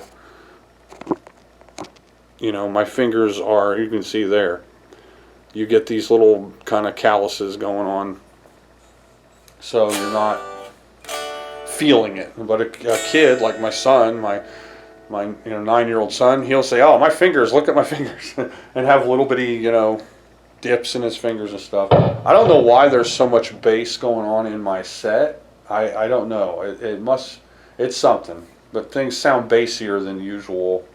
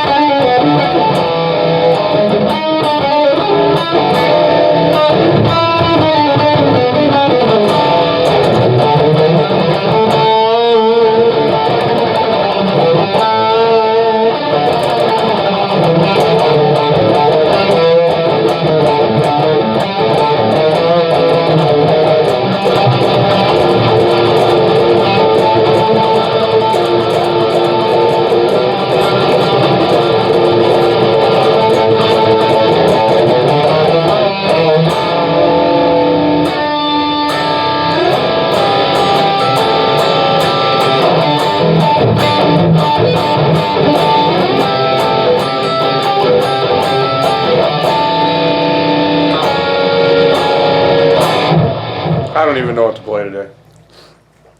So you have those days where you're just not feeling it. Like I think the drummer for Kiss wrote a song about it, where you're playing and you're just not feeling it, And I get that way sometimes. It's like I'll sit down and just make up a whole new song. I'll play it for a couple of weeks, and I really need to record the newest song that I just came up with, at least to start it out.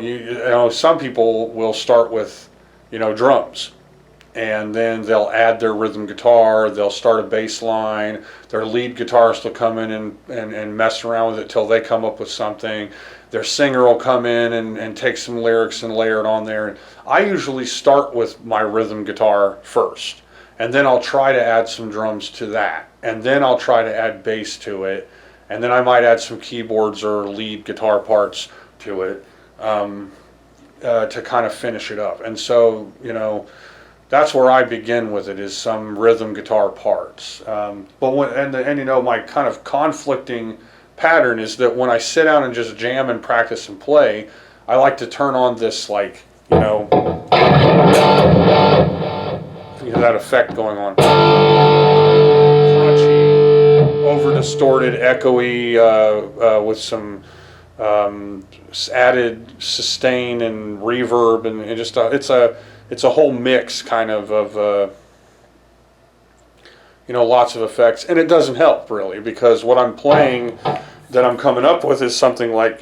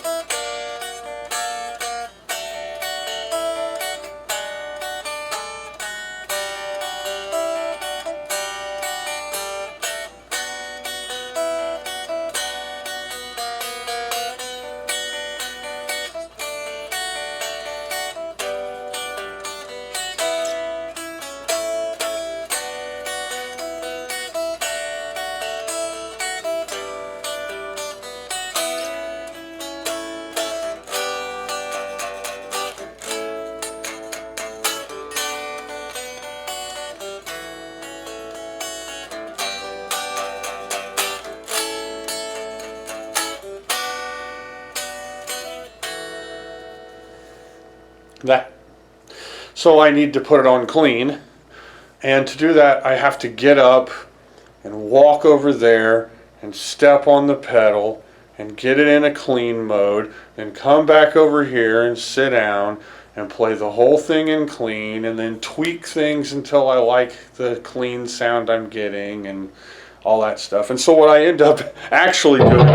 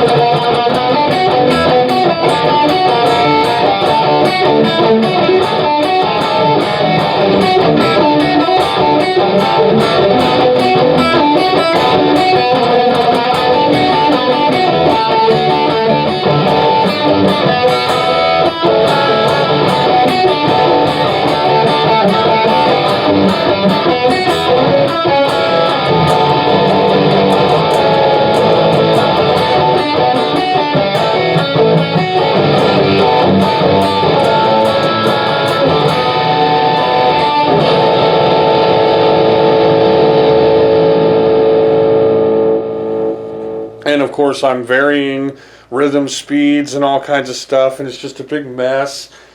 And that's so that what I'm actually used to playing will sound slightly better, you know, but it's really not meant to play at that kind of feel. And if I get some drums, you know, my son sits down and starts playing drums with me, then I can let it pass, I can get it going. Or if I start a drum beat with my little pedal drum machine or whatever, then, you know, I can pass for it. But what I'm intending to do is a more emotional, softer, and I've done a ton of stuff like that, like ballady, kind of softer, cleaner songs. So some of my stuff is going to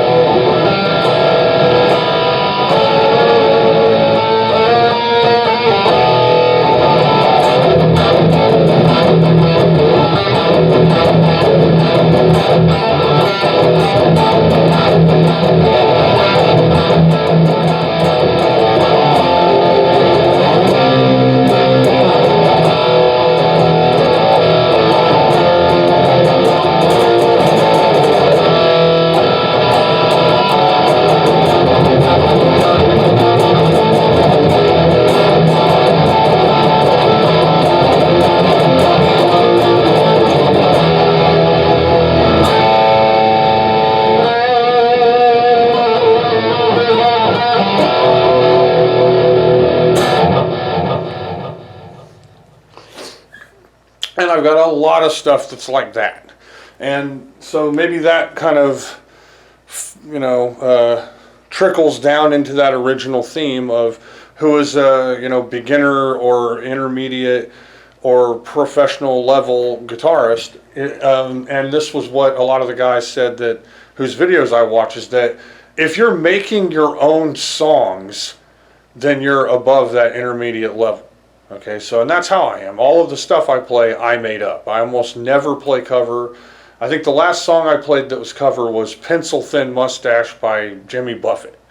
Okay, and I don't do cover. I'm not interested in it. And sometimes I wonder, I do have this like meditation phase where I'm like, should I do cover? Should I just break open tablature magazines and books and just learn everybody else's stuff? But I came to the conclusion a long time ago that if you learn everyone else's stuff, then when you try to come up with your own stuff, you're going to have all of these little trip wires in your mind that are saying, that sounds like this, that sounds like that guy, that sounds like this person, oh, this sounds like that. And so you're never going to come up with your own stuff.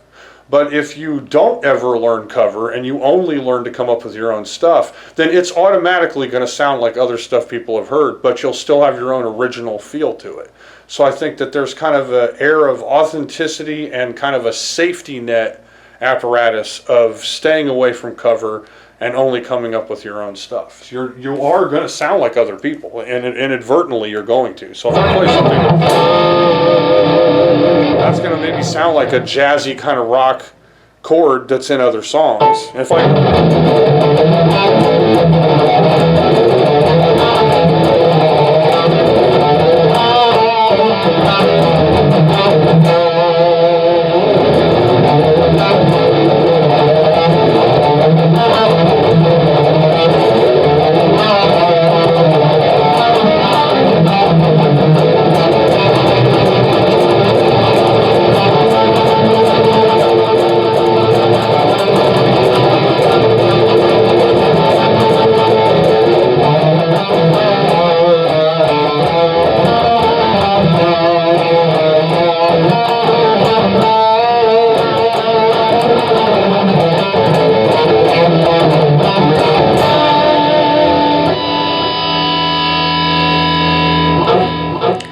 sure that sounds like something everybody's heard before, that's fine. But I made that up. Okay, and I played and I made it up. And all the stuff I play, I made up. Do I do a lot of hard stuff? No. I think I've done maybe sweep picking once or twice in a song. I don't like it. It's cute and everything, but whatever. You can do a sweep, whatever. You can strangle turkeys in a minefield all day long, whatever. Okay, I've done quick picking and progression kind of picking and all it's crazy stuff like that. None of that really means anything to me. It's all about a feel and a sound and something that's coming out of me. That's where I'm at with it. So that's how I feel about the situation. I don't want to be known. If I was ever if someone was ever say, hey, pick that old fart up and we're going to make songs. He's making songs. We're going to get him somewhere. That's never going to happen. But dream scenario, it happens. I don't want people to say, "Oh, you're an intermediate guitarist, dude. You're a low-level guitar. Oh, you're a good guitarist. You're the greatest guitarist." I don't want to hear any of that crap. I don't care. And if you sit there and try to compare the chord work or the advanced nature of somebody's legato Dorian scale crap, most people are never going to care about that or hear it or dismantle or dissect it. It's not going to mean anything to them. They're not going to listen. They're not going to be attracted to it. It's not going to be in their musical vocabulary world of listening. Okay, but then if you pick somebody who might be a simpler player, like Keith Richards. I mean, Keith Richards, he has that kind of complexity, but it's more like because of a lack of complexity. He's who I was talking about earlier. Like he has a type of like swagger that's woven into his style and his music. It doesn't sound advanced, but it is. And it's not really hard, but it kind of is. And it's simple, but it kind of isn't. And it sounds really good. It has a good sound and feel to it. And I love the Rolling Stones for that, how they do that. They have such a style about them. I think bands like the Stones and like B.B. King and Les Paul and stuff, I think that they are like on a whole different God level tier. They're like 7 clouds higher than any Beatles anything. But everybody, if you say greatest band, so many people are going to say Beatles. It's just like, are you freaking serious? Are you actually seriously going to chime in with that one. I just can't buy it. I don't believe it. And so as far as, are you a beginner, intermediate, or whatever, are you making music? That's all that really matters. Are you actually making a song? That's where it's at. Now, there are technically superior guitarists. I've seen them. They could outplay me if I'm not going to have a contest with them, but they're playing everyone else's stuff. They're not playing anything they came up with. Yeah, Grandma and Grandpa paid for guitar lessons for you, and you've been playing your entire life. And you can do every kind of sweep-picking legato, and you know every type of scale, and Dorian, and all this different, blah, blah, blah. Yeah, you play like I just opened a box I bought in the store, and out popped someone else's crap, whoop-de-doo. But then there's the creative person who never had a teacher, they never had an instructor, they never heard anything before, someone gave them something, whatever it is, and then they tutored and plucked and blew into and beat on and stretched and manipulated it and got some sounds to come out of it. They are an advanced player because they're actually making music with it. So that's where I'm at with it, and you can argue all you want. Okay, now my last Ibanez on the list is this. And what is this? This is no Ibanez that you could ever buy. Where they called the whatever Kramer lookalike kind of B-stock Strat that Eddie Van Halen made, they call it the Frankenstrat, right? Well, it not only was a testament to his own creativity and his own personal genius, and he could put together an instrument that was so good for him and worked so well for him and was so iconic, but also it was a testament to the wide level of compatibility and the interchangeability of the different guitar parts from those different styles. So that same thing happens with Ibanez guitars. This is actually a different body than the neck and pickups. These are Prestige pickups, and then an Infinity 3 in the middle. Custom knobs. This one's too big. I'm taking this knob off and putting a small one on because it gets in the way of the whammy bar, but I'm leaving the bottom one on because it looks cool. It looks like the green from the body is melting and leaking up out of the top of the tone knob. It's a Wizard 3 neck and some type of RG body. Maybe a 320 or something like that. I don't remember. But when I bought this, the guy listed it as an Ibenstein. And so I actually had a custom t-shirt made that had my old band name that I wanted to call my band, which was Mega Maiden. That was back when I thought I was going to make a band with my wife and my kids. But backstage things were falling apart. So this is an Ibenstein instrument, which is where you can take lots of different parts of Ibanez guitars and merge them together.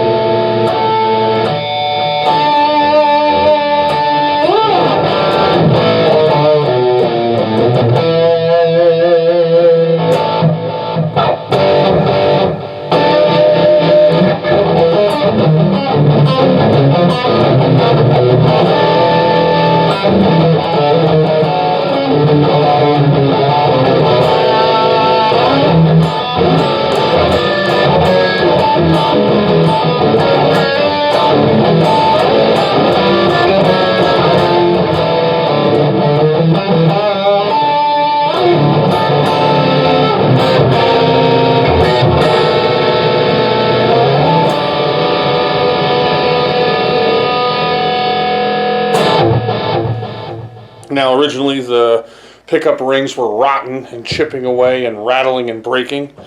And so I got these matching pickup rings that made the guitar look like a watermelon. So I call it my watermelon Ibanez.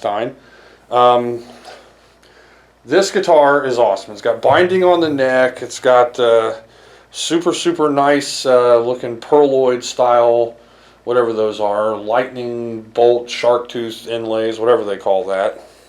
It's had the whole level crown polish on the frets. It's got really good locking nut. There's damage to the inlaid kind of name part on the headstock, but it says RG series on it. It said in the listing what it was, like the body type and the neck type. And this is the controversial Edge 3 tremolo that everybody either loves or hates. And I don't have a problem with it because I'm not a squealer. I'm not one of these people that's always ripping away on a whammy bar. So, whatever. It's okay. I like the guitar. It's got pretty low action. Not as low as the 88 RG, but probably about the same as the Geo. The neck is really fast and good though. The back of it's been sanded. Somebody did all of that work before I ever bought the instrument. The edges on the binding are somewhat rounded, and I think someone did that intentionally. This guitar was probably leftover parts where someone did a lot of upgrades to a couple of different Ibanez, and they said, oh well, heck, I've got enough parts to just throw together an Ibanez. And so the reject parts got turned into an Ibanez. And that's what this is. Someone didn't want the Wizard 3, so they threw it on here. They didn't. This body was left over where they took a good neck off and put it on a different one. And so they had a Wizard 3 neck left over and just kind of mishmashed it together. And it's a good instrument. I mean, I love it. It wasn't too expensive.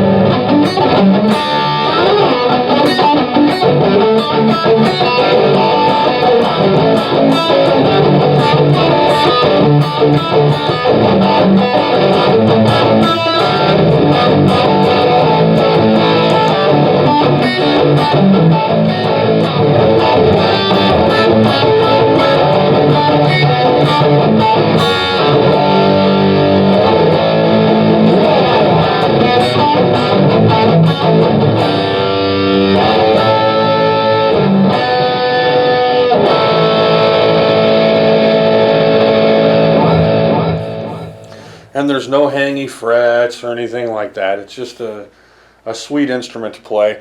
And this one is probably the biggest spokesperson for the credibility of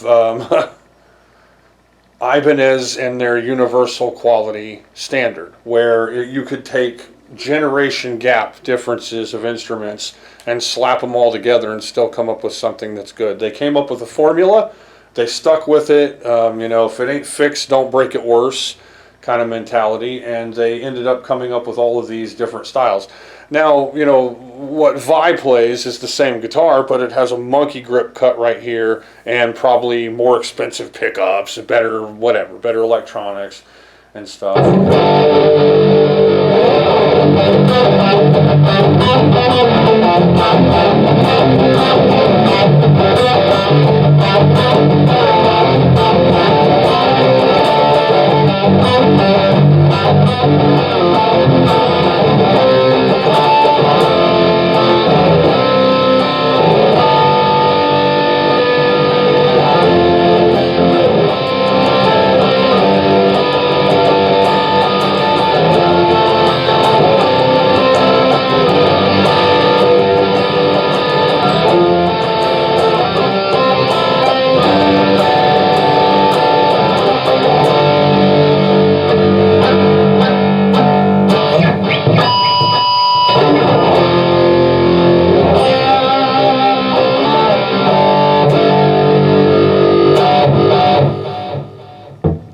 I love that sound though. Just that sound.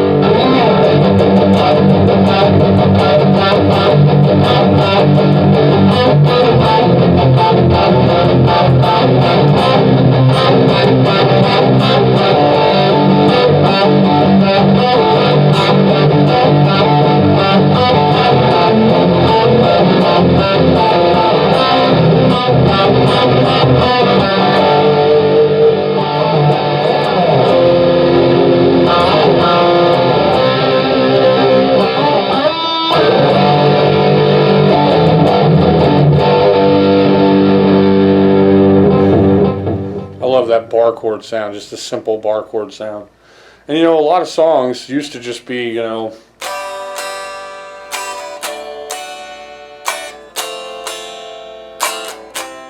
over and over again, right? And so we could just go.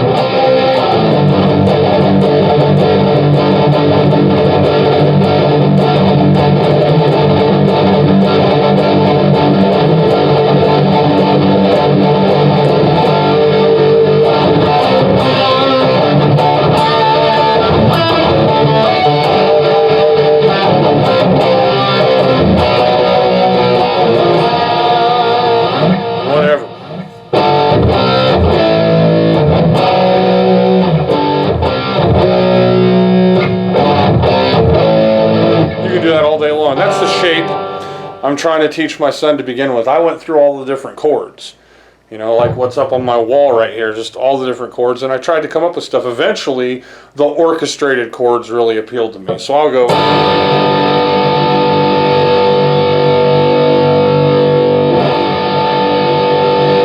love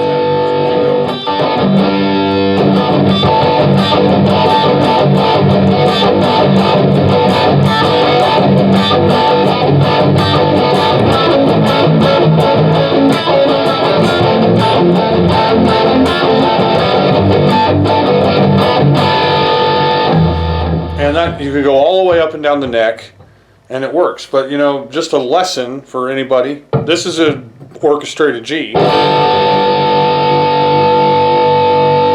is a G chord. Sounds out of tune. This is a G. It's all the same. This is a G.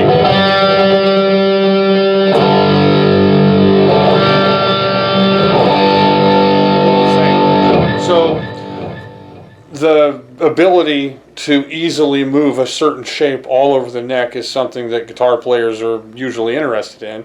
And there are lots of shapes that can go all over the neck, and that's one of them. You got your pointer finger, then 2 frets, you got your ring finger, and then under the ring finger got your pinky finger, and then maybe in between them you might have your middle finger, and you end up with this. And if you go ahead and just bar the entire thing and do that same process, you have a complete. But then if you want, you can just do these 2 guys here. Pointer finger, ring finger. Or pointer finger, ring finger, pinky finger. And that can go everywhere.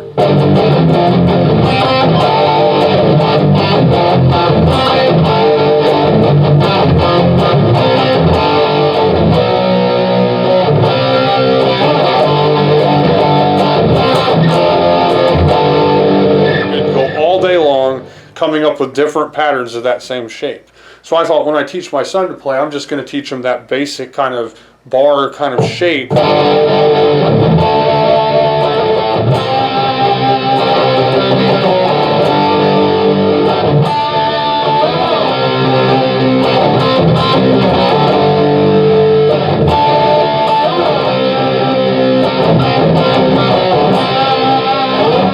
You can just go through that all over and come up with your own little bridges and everything, and it's fun and easy. And a lot of hard stuff where the rhythm guy's just sitting back there with a nice little group of 4 to 6, 3 or 2 chords or whatever. Yeah, that's really what's going on. It's not super complicated, it's not advanced or anything, it's just a good solid shape. But then another shape like this one, that's your middle finger, pointer finger, ring finger, making kind of a triangle shape here. You got your ring finger, then you've got your pointer finger, and then up above it, your middle finger. 3-string group. That can go all the way up and down the neck. So you go.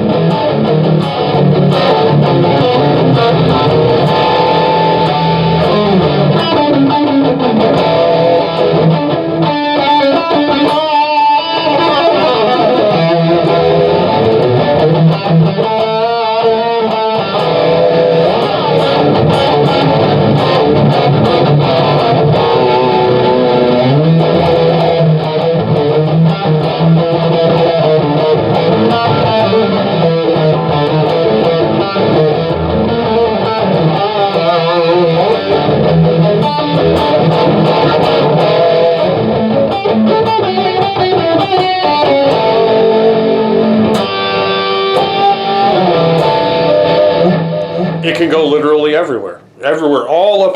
You learn that shape.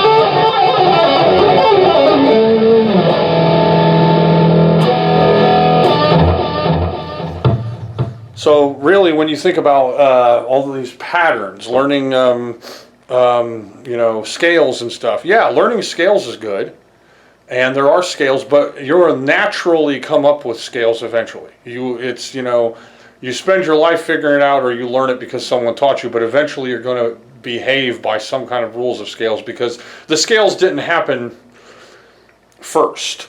You know, the types of patterns that fall easily on the ear happened, and then they said, oh, we're going to fit that into this little bracket, and that's where they came up with all of the pentatonic and all of the scales, Phrygian, Dorian, and whatever other crazy scale name you can come up with for a flat here or sharp there, you know, is where that all came from.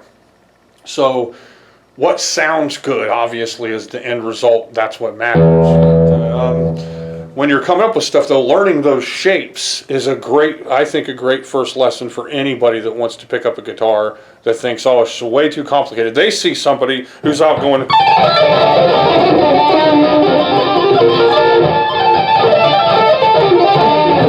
stuff like that all day long. They just think that sounds impossible. And it does kind of sound impossible at first. But then, you know, like tapping.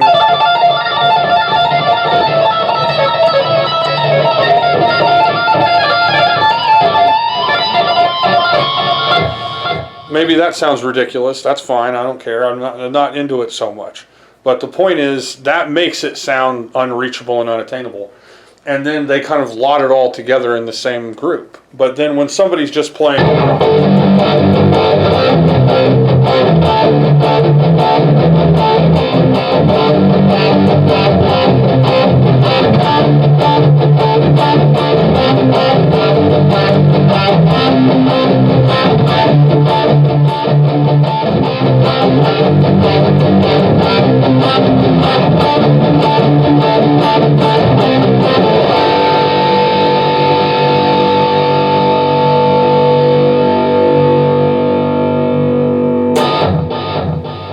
Not complicated.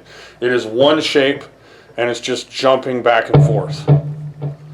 And then however many advanced, complicated, weird ways you want to do that shape, it's going to work all over the place. Now, once you get lower on the neck, it doesn't work. This works within the top bracket of 4 strings. Once you go here, that kind of sounds wrong. It's because when you get down the tuning, one string is one step lower than the rest. And that's to fit all one complete scale group within the octaves. It's necessary, right? But the basic chord diagram, well, where you're going, you know, A, B, C, D, E, F, G, all of those can be bar chorded within the top 4 strings. Another tip, which this wasn't a tip video, but just for fun, and kids out there who got your guitar, you got your little miniature amp, you got your little tuning thing, right? Well, if you want to know what you're playing because you started learning basic little bar chord shapes and maybe you don't know, hook up your tuning machine here. Hook that up. That's a G chord. That's a C.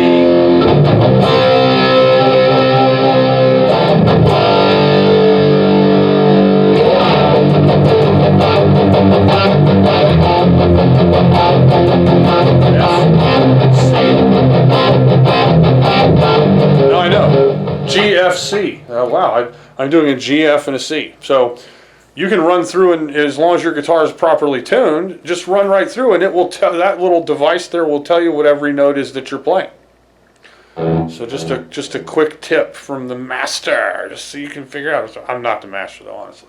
I watched Michelangelo Badio play a twin neck guitar today with pure hammer on, almost no picking, and in a way that looked and sounded literally impossible to do. It's just like the pinnacle to where somebody has mastered something.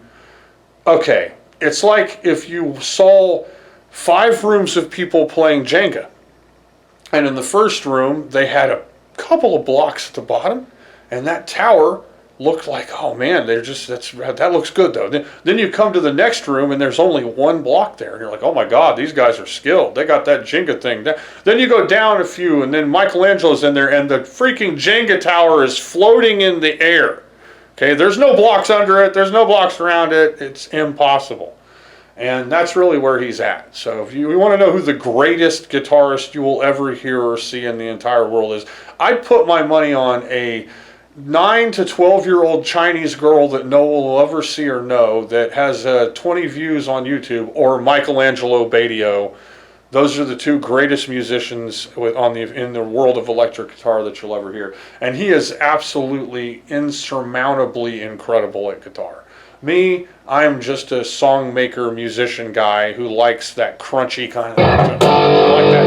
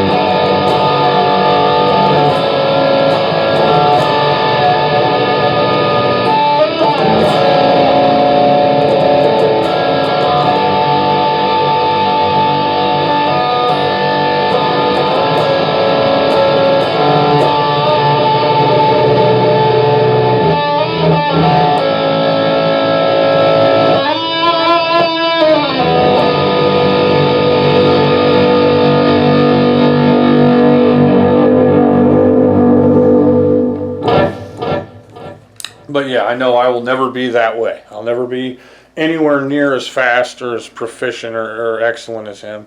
And I've got his CDs, and stuff like that. And I like listening to him occasionally. I watch his videos on YouTube, and he's probably the most unknown, underappreciated, and most advanced guitarist in the entire world. I don't want to sit here and judge people for proficiency, because I just don't like the whole act of judging people for proficiency. But if someone says that Yngwie Malmsteen is the most proficient technically advanced and awesome guitarist of all time, I would have to say that Michelangelo Badio is by far more proficient and advanced and technical and superior just by knowing how the techniques are and what they look and sound like. For instance, he plays everything. Like, he plays everything. Michelangelo Badio will do guitar clinics where he plays everyone else's songs as good or better than they play them. And he plays his own stuff. And his own stuff is technically superior to anything else that's out there that you hear that you might want to try to learn to play or to play. And he was quoted as calling Yngwie Malmsteen's work gypsy jazz. And Yngwie is amazing. Like, whenever I hear Yngwie, I'm like, I will never be that good. I can never play anything that awesome. Guy's so technically superior, fast, and awesome. But then Michelangelo Badio is like truly like impossible level skill at electric guitar. So yeah, look him up. So this is an Ibanez made of several components of Ibanez guitar, and a really great instrument. I love everything about it. I say that a lot. I say that about most of my guitars, but when you spend years learning how to work on your own instruments, and then you dedicate a lot of time into perfecting those instruments, you're going to find that you are saying that you love everything about your instruments more than you say you hate your instruments. But there are a couple of instruments I have that I actually don't like, but usually because I haven't worked on them, or there's just some inherent flaw that kind of pushes me away from them and stuff. But all my Ibanez instruments, my acoustic, my 88 140, this Ibanez, my Geo back there with the red all over and stuff. I love them all. They run great. They run tip top. Okay, so that's my video for tonight. You had a look into my life. It's almost time for me to put my kids in bed. They got 2.5 days of school left, and they're chomping at the bit for summer vacation. And I think my intellectual artist genius daughter is going to be bored for her lack of social contact, and my exuberant, energized, and ultra active son is just going to be just ripping to go out and do everything he can, as much as he can, all day, every day. He's going to want to play catch, play baseball, go to the stream, go fishing, go walking, and ride his bike, and just play. And I hope that the summer, for whatever reason that goes against the grain of all logic and thought, moves slower than this past school year did. Because this past school year went by so fast that it just was like, hey, it's time for school. Well, school's over. And I really hope the summer, uncharacteristically, because they say, time flies when you're having fun. Well, I hope that we both have fun and yet time does not fly. Because I want this summer to really be good and last and just be a great one. Anyway, thanks for watching. Subscribe, comment, and don't be a stranger.